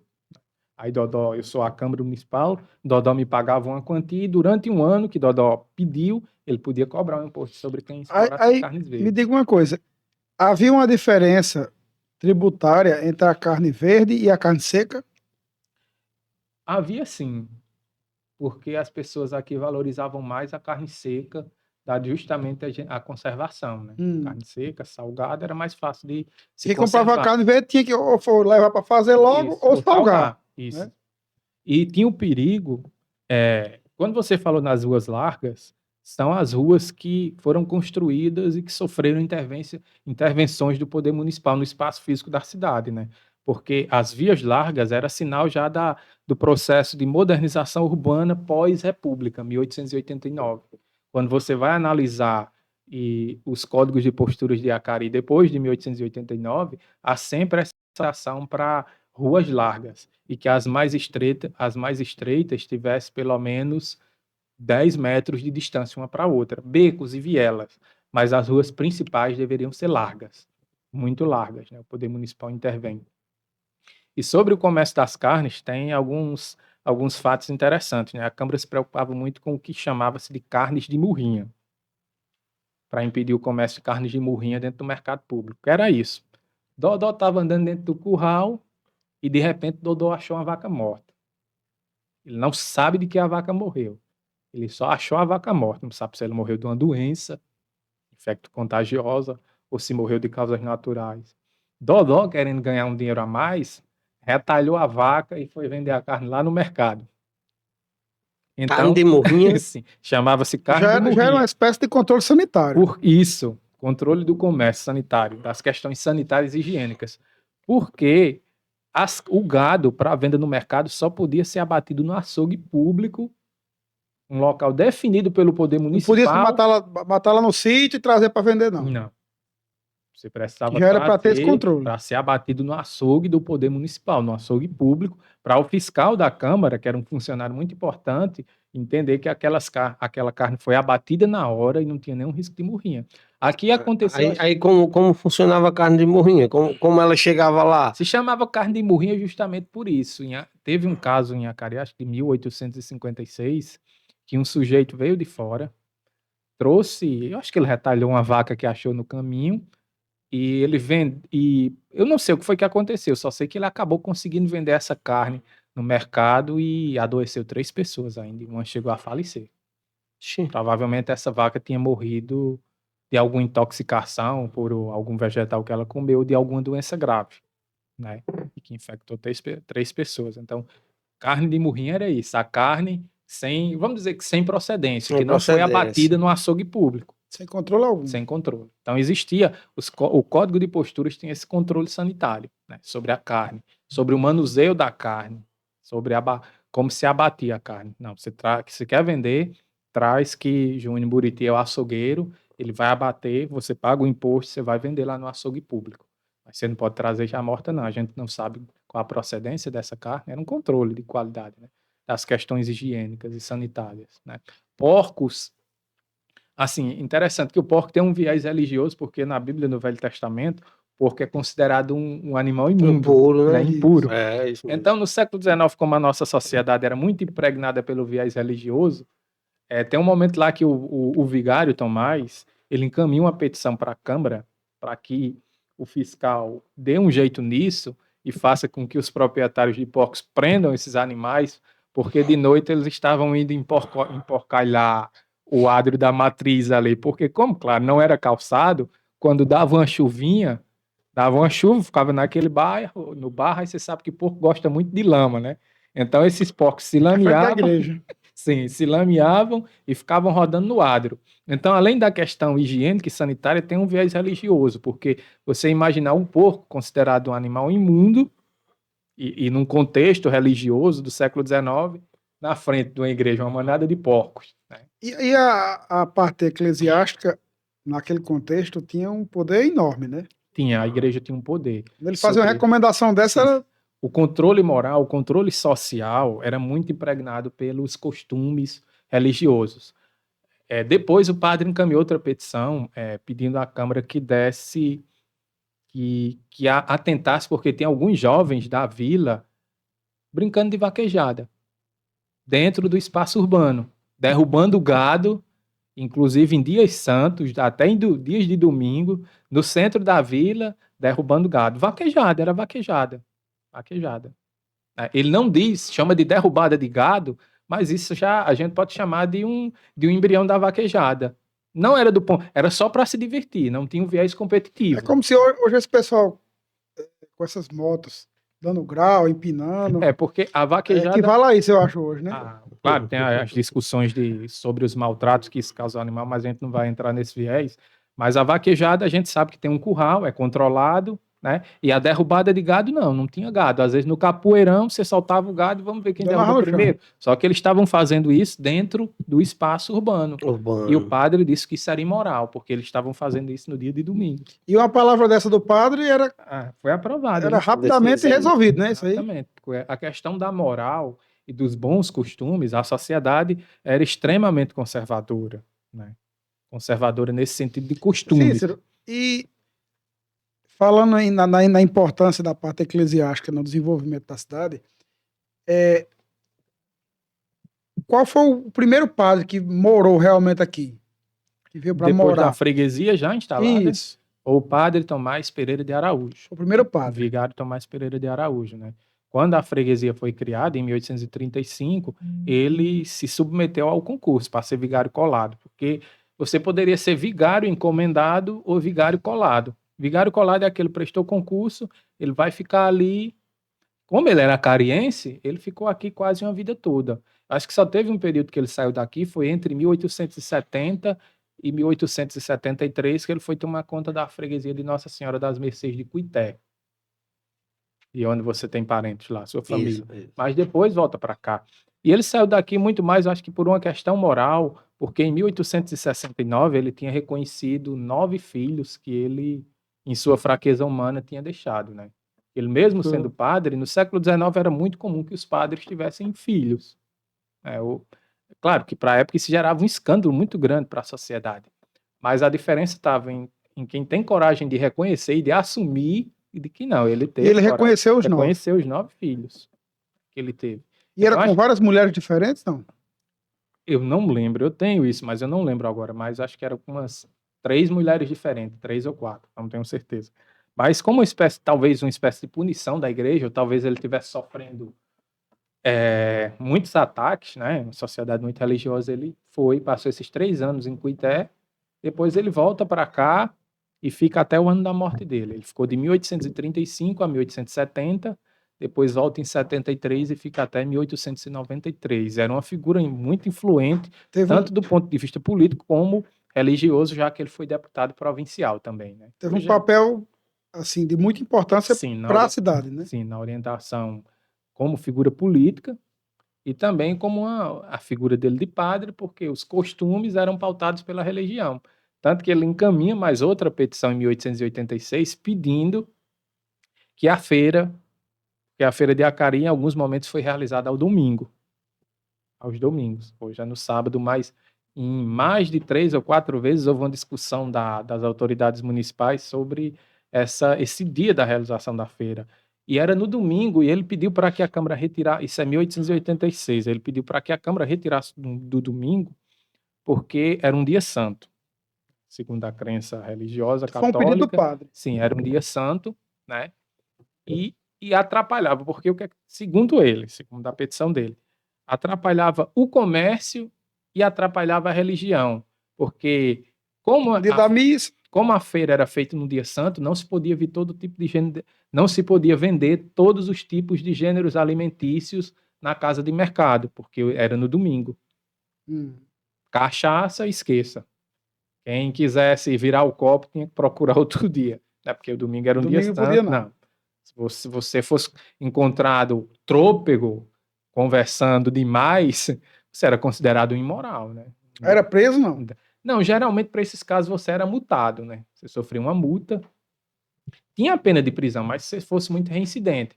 Mas talvez o mais complicado era o olhar que ficava impregnado para você. A Dodó é um bêbado. Todo domingo, Dodó, em vez de estar na missa, tá levando topada de todo tamanho lá no mercado, totalmente embriagado. E ficar estigmatizado por ser um embriagado. E essa parte moral, nesse contexto, tinha um papel, assim, sua qualidade de vida mudava totalmente, dependendo do olhar, né, que a sociedade tivesse. Você precisava seguir a risca. Principalmente, né, as mulheres, né? Mais qualquer tropeço, nem casava mais, né? Mais interessante. Nessa questão, ele perdeu. Porque o presidente da Câmara disse que, como o comércio de Acari estava estabelecido e estava passando por um desenvolvimento muito grande, ele não ia interferir nessa questão. Claro que em outros momentos, acho que em 1925, há outra discussão sobre isso, mas a Feira de Acari, em vários momentos, já andou, sábado e domingo. Mas terminou sendo do jeito que o padre queria. Hoje terminou no sábado, né? Porque hoje, em outro contexto, faz mais sentido. Porque o tempo se secularizou, o espaço, a forma urbana se secularizou. Hoje, tanto que a dissertação, a tese de doutorado do meu orientador foi da cidade dos homens à cidade de Deus. Ele trabalha como o espaço urbano, o uso, forma e o costume das pessoas ao longo do tempo foi se secularizando. Como as pessoas foi deixando cada vez mais de serem religiosas. Veja, a nossa festa da padroeira é uma das maiores, eu diria que hoje é a maior festa de padroeiro do Rio Grande do Norte, não em proporção, mas pela tradição, não em número de pessoas, porque Caicó e Currais Novos é maior consequentemente. Mas veja, Acari não tem outro evento de grande porte. O único evento de grande porte que nós temos é a festa da padroeira. Caicó tem o carnaval e Currais Novos, quando as pessoas falam na festa, associam muito mais a vaquejada do que a própria padroeira. Então a gente ficou com esse evento de grande porte. Só que hoje a gente tem a parte mundana, a parte profana, vamos dizer, dentro desse contexto de estudo. A gente tem o pavilhão, tem as pessoas que vão para a igreja, Sim. mas tem as pessoas que vão para a parte profana, vão se embriagar, dançar e fazer o que... Não tô fazendo juízo de valor, a gente só está falando dentro de um campo de estudos, né? Ou seja, se secularizou. As pessoas perderam o hábito de... Hoje, assim, quando eu era criança, eu vi um número muito grande de pessoas que, quando passavam em frente à igreja, se benziam ou faziam o sinal da cruz. Há vários pontos que você pode entender que o mundo secularizou, o tempo se secularizou-se. A religião existe, né? A religião existe, mas ela não tem mais o mesmo poder sobre as pessoas que ela tinha no século XIX. Poder de moldar a vida das pessoas, de você não se sentir um transgressor a, por exemplo, ser encontrado bêbado no mercado pela manhã, no domingo. Primeiro, assim, hoje a religião católica já não é mais um monopólio, né? Outro sinal da secularização. Existem outras Tem outras religiões é, que dividem a população entre... e que você não pode ser mais com a Constituição nos dá a liberdade de culto, a gente não pode praticar o nosso culto, independente de qual seja, no espaço urbano, né? Tem o católico, mas tem o evangélico, tem as religiões de matriz africana e a Constituição dá a sua liberdade de culto. No século XIX, como o Estado não era laico, até 1889, na Constituição de 1824 diz que, fora a fé católica, você só podia fazer o seu culto no seu lar. Sim. Se você fosse uma pessoa que professasse, se você fosse evangélico, o seu único do lar, mas você não pode ter templo e no público, é só no privado. Se você fosse uma pessoa de religião de matriz africana, aí você estaria fadado a sofrer todo tipo de preconceito, né? Porque essas religiões de matriz africana chegaram até nós através das pessoas que vieram para cá escravizadas, né? Claro que no Brasil tem, do ponto de vista antropológico, as religiões são misturadas, né? Porque em algumas religiões de matriz africana a gente vê santos católicos, né? Mas no século XIX era outro contexto, tanto que nesse censo de 1872 e de 1890, eu acho que eu só encontrei que eles também perguntaram às pessoas qual era a sua religião. Aqui em Acari não menciona nem a religião, tinha 3 acatólicos, lá está classificado como acatólicos, Talvez fossem os ateus. mas não cita nem a religião. Nem se tinham religião. Não cita, só acatólico. Cícero, para finalizar, você como historiador, como pesquisador, como você vê a Acari do ponto de vista da preservação histórica, documental, arquitetônica, cultural? Como é que está Acari em relação às outras cidades? Olha, o nosso patrimônio cultural, né, que aí vai englobar a arquitetura e outra série de coisas, a gente precisa editar umas leis, né? Por exemplo, acho que houve uma discussão, eu participei, foi enviado para a Câmara dos Vereadores sobre a preservação do nosso patrimônio arquitetônico edificado, porque eu acredito que vocês não são da mesma área de estudo que eu. Se vocês pegarem um recorte de 20 anos, acho que vocês percebem o tanto de casas no nosso centro histórico que foram totalmente descaracterizadas ou até destruídas. Então, é preciso entrar-se um consenso e o poder municipal... quer dizer, essa lei eu participei até da discussão da elaboração dessa lei, a pedido do Executivo, estava em Natal, mas vim e de bom grado participei. Foi encaminhado para a Câmara. Eu não sei a que passo anda. O que eu sei é que... E inclui também os equipamentos públicos? Ou Sim, só... mas sério, porque a gente fala muito em torno histórico. Não adianta, por exemplo, aqui Dodó tem essa casa que tem 200 anos, né? A gente preservar essa casa e permite que você derrube do lado, não vai dialogar. Você vê uma casa de 1850 e ao lado vê uma casa que foi construída agora. Então, a preservação envolve o centro antigo, mas uma preocupação com que a gente, quem discute patrimônio, chama de entorno histórico. Que é o visual, o paisagístico. Já existe alguma regulamentação nesse sentido? Foi mandada para a Câmara. Eu não sei a que então, até então não existia, não. Não existia. Eu acho que já existiu muita discussão. Algumas cidades já tem um negócio bem sólido, né? Tem leis municipais. Em 2017, a Câmara me convocou e outros historiadores, E houve uma discussão muito, eu produzi um trabalho, eu elaborei, mostrei, houve uma discussão, mas não evoluiu, né? E nessa última a gente conseguiu, eu não sou funcionário público municipal, né? Mas eu fui convidado enquanto estudioso e participei. A gente elaborou e enviou para a Câmara. Agora, eu não sei te dizer a que pé anda, se já foi votada, eu acredito que não, mas a gente espera que sim, porque a gente precisa proteger o nosso patrimônio cultural, né? Eu O vejo. material, o E esse imaterial. projeto, ele inclui todo aquele espaço que é chamado de Acari Antigo, que antigo. corresponde ao centro antigo. Sim, porque além das edificações, a gente tem disposições da rua, a gente tem equipamentos como praças, né? E é preciso se discutir, é preciso se levar a sério e criar uma lei sólida, claro, com a participação, você precisa ouvir a população. Se você não ouvir as pessoas, não adianta, não dá para ser algo de cima para baixo. Pode até funcionar no início, mas se os moradores não tiverem um sentimento de pertença, se eu sou acariense, e se eu não me... Eu chego a ler, só um exemplo, que o patrimônio lida muito com essa questão de sentimento de pertença. Se eu não vejo um valor memorialístico, histórico, arquitetônico na Igreja do Rosário, não adianta Júnior chegar e me falar de toda a história e do valor. Eu não tenho um sentimento de pertença. Tanto que nesse esteio, eu lembro que eu participei com o Adriano Campelo, que eu acho que hoje é coordenador do museu, de uma discussão sobre elaborar um projeto de educação patrimonial para ser aplicado nas escolas, justamente para trabalhar esse sentimento de pertencimento de quem é cariense, com o seu patrimônio cultural, seja Perfeito. um material ou imaterial. Esse foi levado a cabo, hoje é aplicado nas escolas por ele. Na época a discussão foi entre ele e Silene, que na época era diretora do museu, a gente entregou na secretaria, depois sofreu algumas reformulações, mas hoje a educação patrimonial, pelo que eu tenho notícia, em conversas com ele, felizmente é aplicada em Acari. Cícero, eu vou dar um exemplo de uma boa medida que foi tomada em uma reforma de um equipamento público. Aquele espaço onde hoje é o mercado de artesanato. Ele foi restaurado, Isso, preservando todas as características, né? E foi modernizado para um uso diferente do que era inicialmente ele foi criado, mas se você olhar para ele, ele está preservando todo o exterior ali, né, com as características.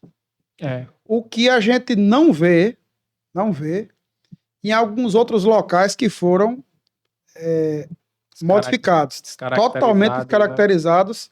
Eu vou citar um aqui, que para mim foi uma mudança totalmente errada, eu acho sem planejamento algum, que é aquela rua Tomás de Araújo, que era uma rua larga, com duas vias, espaçosa, com estacionamento, né?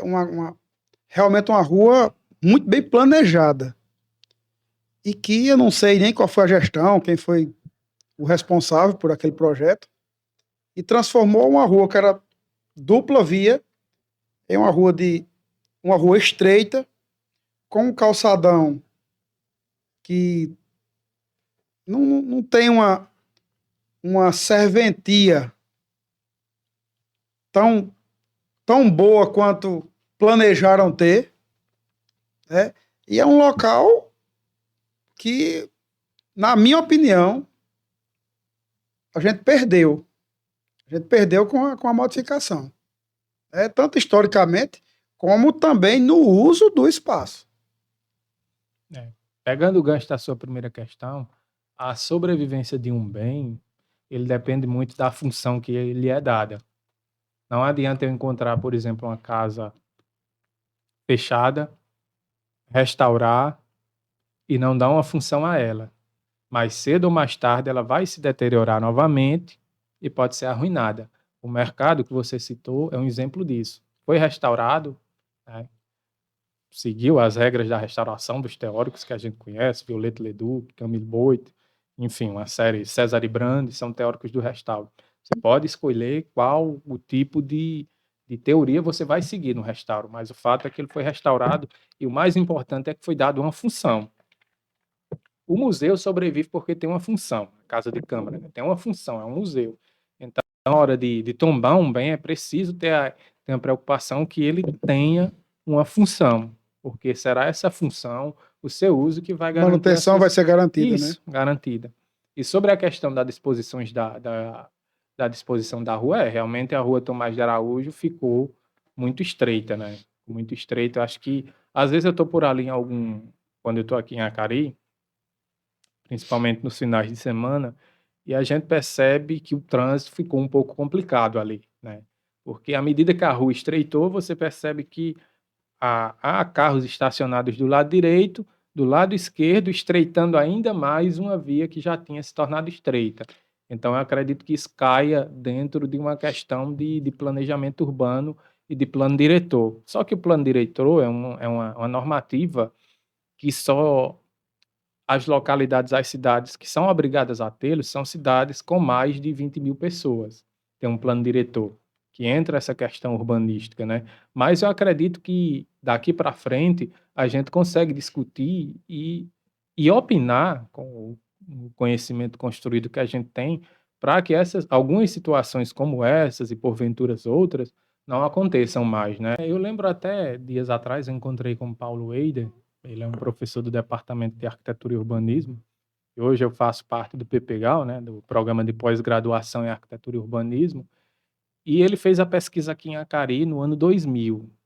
Ele trabalhou 12 casas urbanas e 12 casas rurais. Eu peguei a fotografia das casas urbanas que ele tinha trabalhado em 2000, 24 anos atrás, e quase todas ou já foram derrubadas ou totalmente descaracterizadas. Então é uma questão muito urgente, né, para que as pessoas que ocupam os cargos eletivos do nosso poder municipal, a nossa Câmara, já que a gente depende da Câmara para aprovar as leis, tenham essa sensibilidade, esse olhar, entendam que é necessário proteger o nosso patrimônio cultural, material e Porque, imaterial. Cícero, só voltando ao ponto da Tomás de Araújo, a exemplo do que aconteceu no que hoje é o local do artesanato, que era o mercado de carne, a exemplo daquilo ali, poderia ter sido feito também na Tomás de Araújo. Poderia ter modernizado os quiosques, sim, ter construído com alvenaria, tal, tal.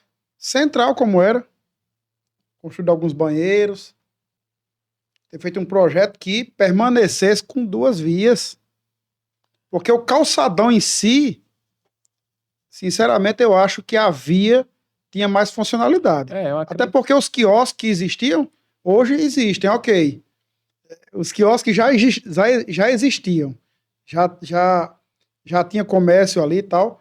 Então, assim, a única coisa que aconteceu foi diminuir a largura da rua.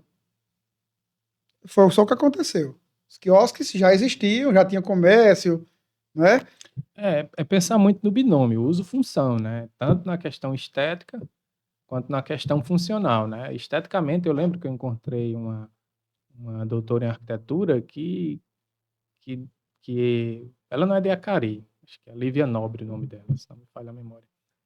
Ou é Maria Rita, foi uma das duas que estiveram lá no museu e falaram que tinha impactado. Eu acho que ela tinha vindo, não sei, como eu disse, eu não sei qual foi a gestão, mas a gente está falando a gente está falando de algo técnico aqui, né? E que tinha impactado visualmente no patrimônio paisagístico da cidade, né? Aquela construção, né? E na questão do uso-função, é só a gente pensar, né? Que acho que dava para permanecer do ponto de vista estético e funcional, Sim, os quiosques no meio e as 2 vias, sem ida dúvida. e vinda, do lado, né? Que ali é uma via muito larga, daria para fazer isso. Porque antes acho que eu lembro na minha infância, os barraquinhos de madeira funcionavam do mesmo jeito, né? Acho que acredito que sim. Podia ser melhorada a estrutura, Sim, colocar de alvenaria, feito um projeto. sim, Eu era acredito que possível. era possível e hoje a gente estava aí com a rua com formato preservado, né? Agora, essas questões urbanas são sempre discutidas. As pessoas associam muito ao lugar que tem um plano diretor, só que o plano diretor de uma cidade ele só é obrigatório nas cidades que têm mais de 20.000 habitantes. O que não quer dizer que cidades que tenham Não possa não ter. possam ter. Ou pelo menos formar um grupo interdisciplinar, historiadores, arquitetos, engenheiros, e discutir essas questões, né? para dar um embelezamento à cidade, sem precisar mexer na questão, sem impactar muito na questão uso-função, né? É isso aí. Dodô, considerações? Rapaz, falei até pouco aí, porque é tanta informação. E que bom receber Bom de essas ouvir, né? informações, isso. Bom de ouvir essas informações, porque enriquece a nós mesmos, né? Como história. Muito interessante aí, viu? Cícero, parabéns, meu irmão. Falei muito pouco, porque foi muito bom lhe ouvir. O Isso nosso aí foi bate-papo- satisfatório. O nosso bate-papo aqui é muito bom quando você, assim, eu me sinto muito, muito bem de compartilhar o pouco que eu aprendi, que é só um grão de areia no meio da imensidão do mar, né? Mas é sempre bom a gente compartilhar conhecimento. E esse programa de vocês eu tenho percebido nas viagens de Natal a Cari a Natal, eu boto fone de ouvido e vou assistir um podcast aí. E, e foi um prazer estar aqui com vocês. Espero que a gente consiga explorar outras temáticas da história, porque tem muita coisa para falar. A história é um campo de conhecimento que tem muitas áreas, muitos campos a serem estudados. Hoje a gente falou essencialmente a gente tocou em história urbana, um pouco de arquitetura aqui, né? Mas foi muito bom, muito produtivo, especialmente porque vocês sempre fazem as perguntas e quando é monólogo, sempre quando as pessoas às vezes me convidam para palestra, eu vou, mas eu me sinto muito desconfortável, aquele público lá e só você falando, aquele monólogo. Quando você termina, alguém tem alguma questão? Todo mundo muda. Eu também, eu gosto mais de participar. Quando eu sou convidado, eu já fui para alguns locais. Eu gosto de ser provocado, eu gosto de ser, né? Porque aí vai dando uma dinâmica mais agradável. Cícero, eu agradeço muito sua presença, foi enriquecedor, trouxe um olhar diferente sobre alguns aspectos que eu percebi de uma forma que me trouxe informações adicionais, vai trazer muita riqueza de detalhes sobre a história da Cari para os nossos espectadores, para aquele pessoal que nos acompanha, que não são acadêmicos, mas quando recebem a informação assim, filtrada, toda prontinha para ser gravada, facilita muito para a gente. Né? Tem a coisa de Acari que eu fiquei, assim, impactado. Eu realmente não conhecia. Agradeço. Você vai ser convidado nos próximos episódios aí para trazer outros temas, outras áreas que eu sei que você é pesquisador também. E só temos a agradecer, viu? Eu agradeço também e sempre que vocês desejarem, a gente está disponível, né, para compartilhar um pouco do nosso conhecimento e espalhar a história aí para as pessoas pensarem e Quanto mais se refletirem. espalha, né, Cícero? Isso. Porque o Mas ela conhecimento, tá guardada, né? o conhecimento acadêmico, eu sempre digo, foi por isso que eu sempre tentei, eu tenho 3 livros publicados, eu sempre tentei transformar o conhecimento que eu produzo na academia, nas minhas pesquisas, em livros para que esse conhecimento seja acessível, acessado pelo maior número de pessoas possível. Porque produzir, só deixar o conhecimento nos muros da academia, para os meus pares, para a discussão científica, ok, mas o conhecimento precisa passar, transpor os muros da academia e chegar ao maior número de Até pessoas. Até o tipo de linguagem. Isso, né? Isso. Porque você, como escritor, acho que você tem total percepção disso. Se você escreve um livro para os seus pares, ele tem um nível de linguagem. Isso. Se ele é feito para o grande público, ele tem que vir numa linguagem apropriada. Exatamente. Eu percebo isso quando eu comprei um livro seu, e assim, uma linguagem bem simplificada, que é apropriada para mim. Isso. Por exemplo, que não sou historiador. Se for um historiador, talvez ele vai pegar o seu livro e aí ele vai lhe procurar para pegar os detalhes que ele necessita. Que talvez para a gente não tenha tanta relevância. Né? São filtros e categorias que se aplicam totalmente diferente, né? Ei, Dodô, vamos finalizar nosso episódio de hoje. Né? Foi longo, mas quando é muito comprido assim é porque a gente sabe que vai interessar as pessoas. Quando a gente se estende, é porque a gente entende que precisa se estender. É verdade. Viu? Tenham todos uma boa noite. E obrigado aí a todos os patrocinadores. Obrigado aí a Seridocadeiras, nosso grande parceiro Evaldo Gomes. A Carlinho de Eusébio, que faz a manutenção aqui no nosso ar-condicionado, fez as instalações e quem controla o clima nessa sala. Quero agradecer a Adão Ribeiro, quando a gente precisa de qualquer material aí, de cabos, para conectar os nossos equipamentos. A Adelmo chega junto da gente aí. E também a Yuri. Expert Yuri, expert informática. em informática. E sempre chega junto da gente aí quando a gente precisa de algum insumo aí na parte de informática. Tenham todos uma ótima noite e até o nosso 16º episódio, a semana que vem.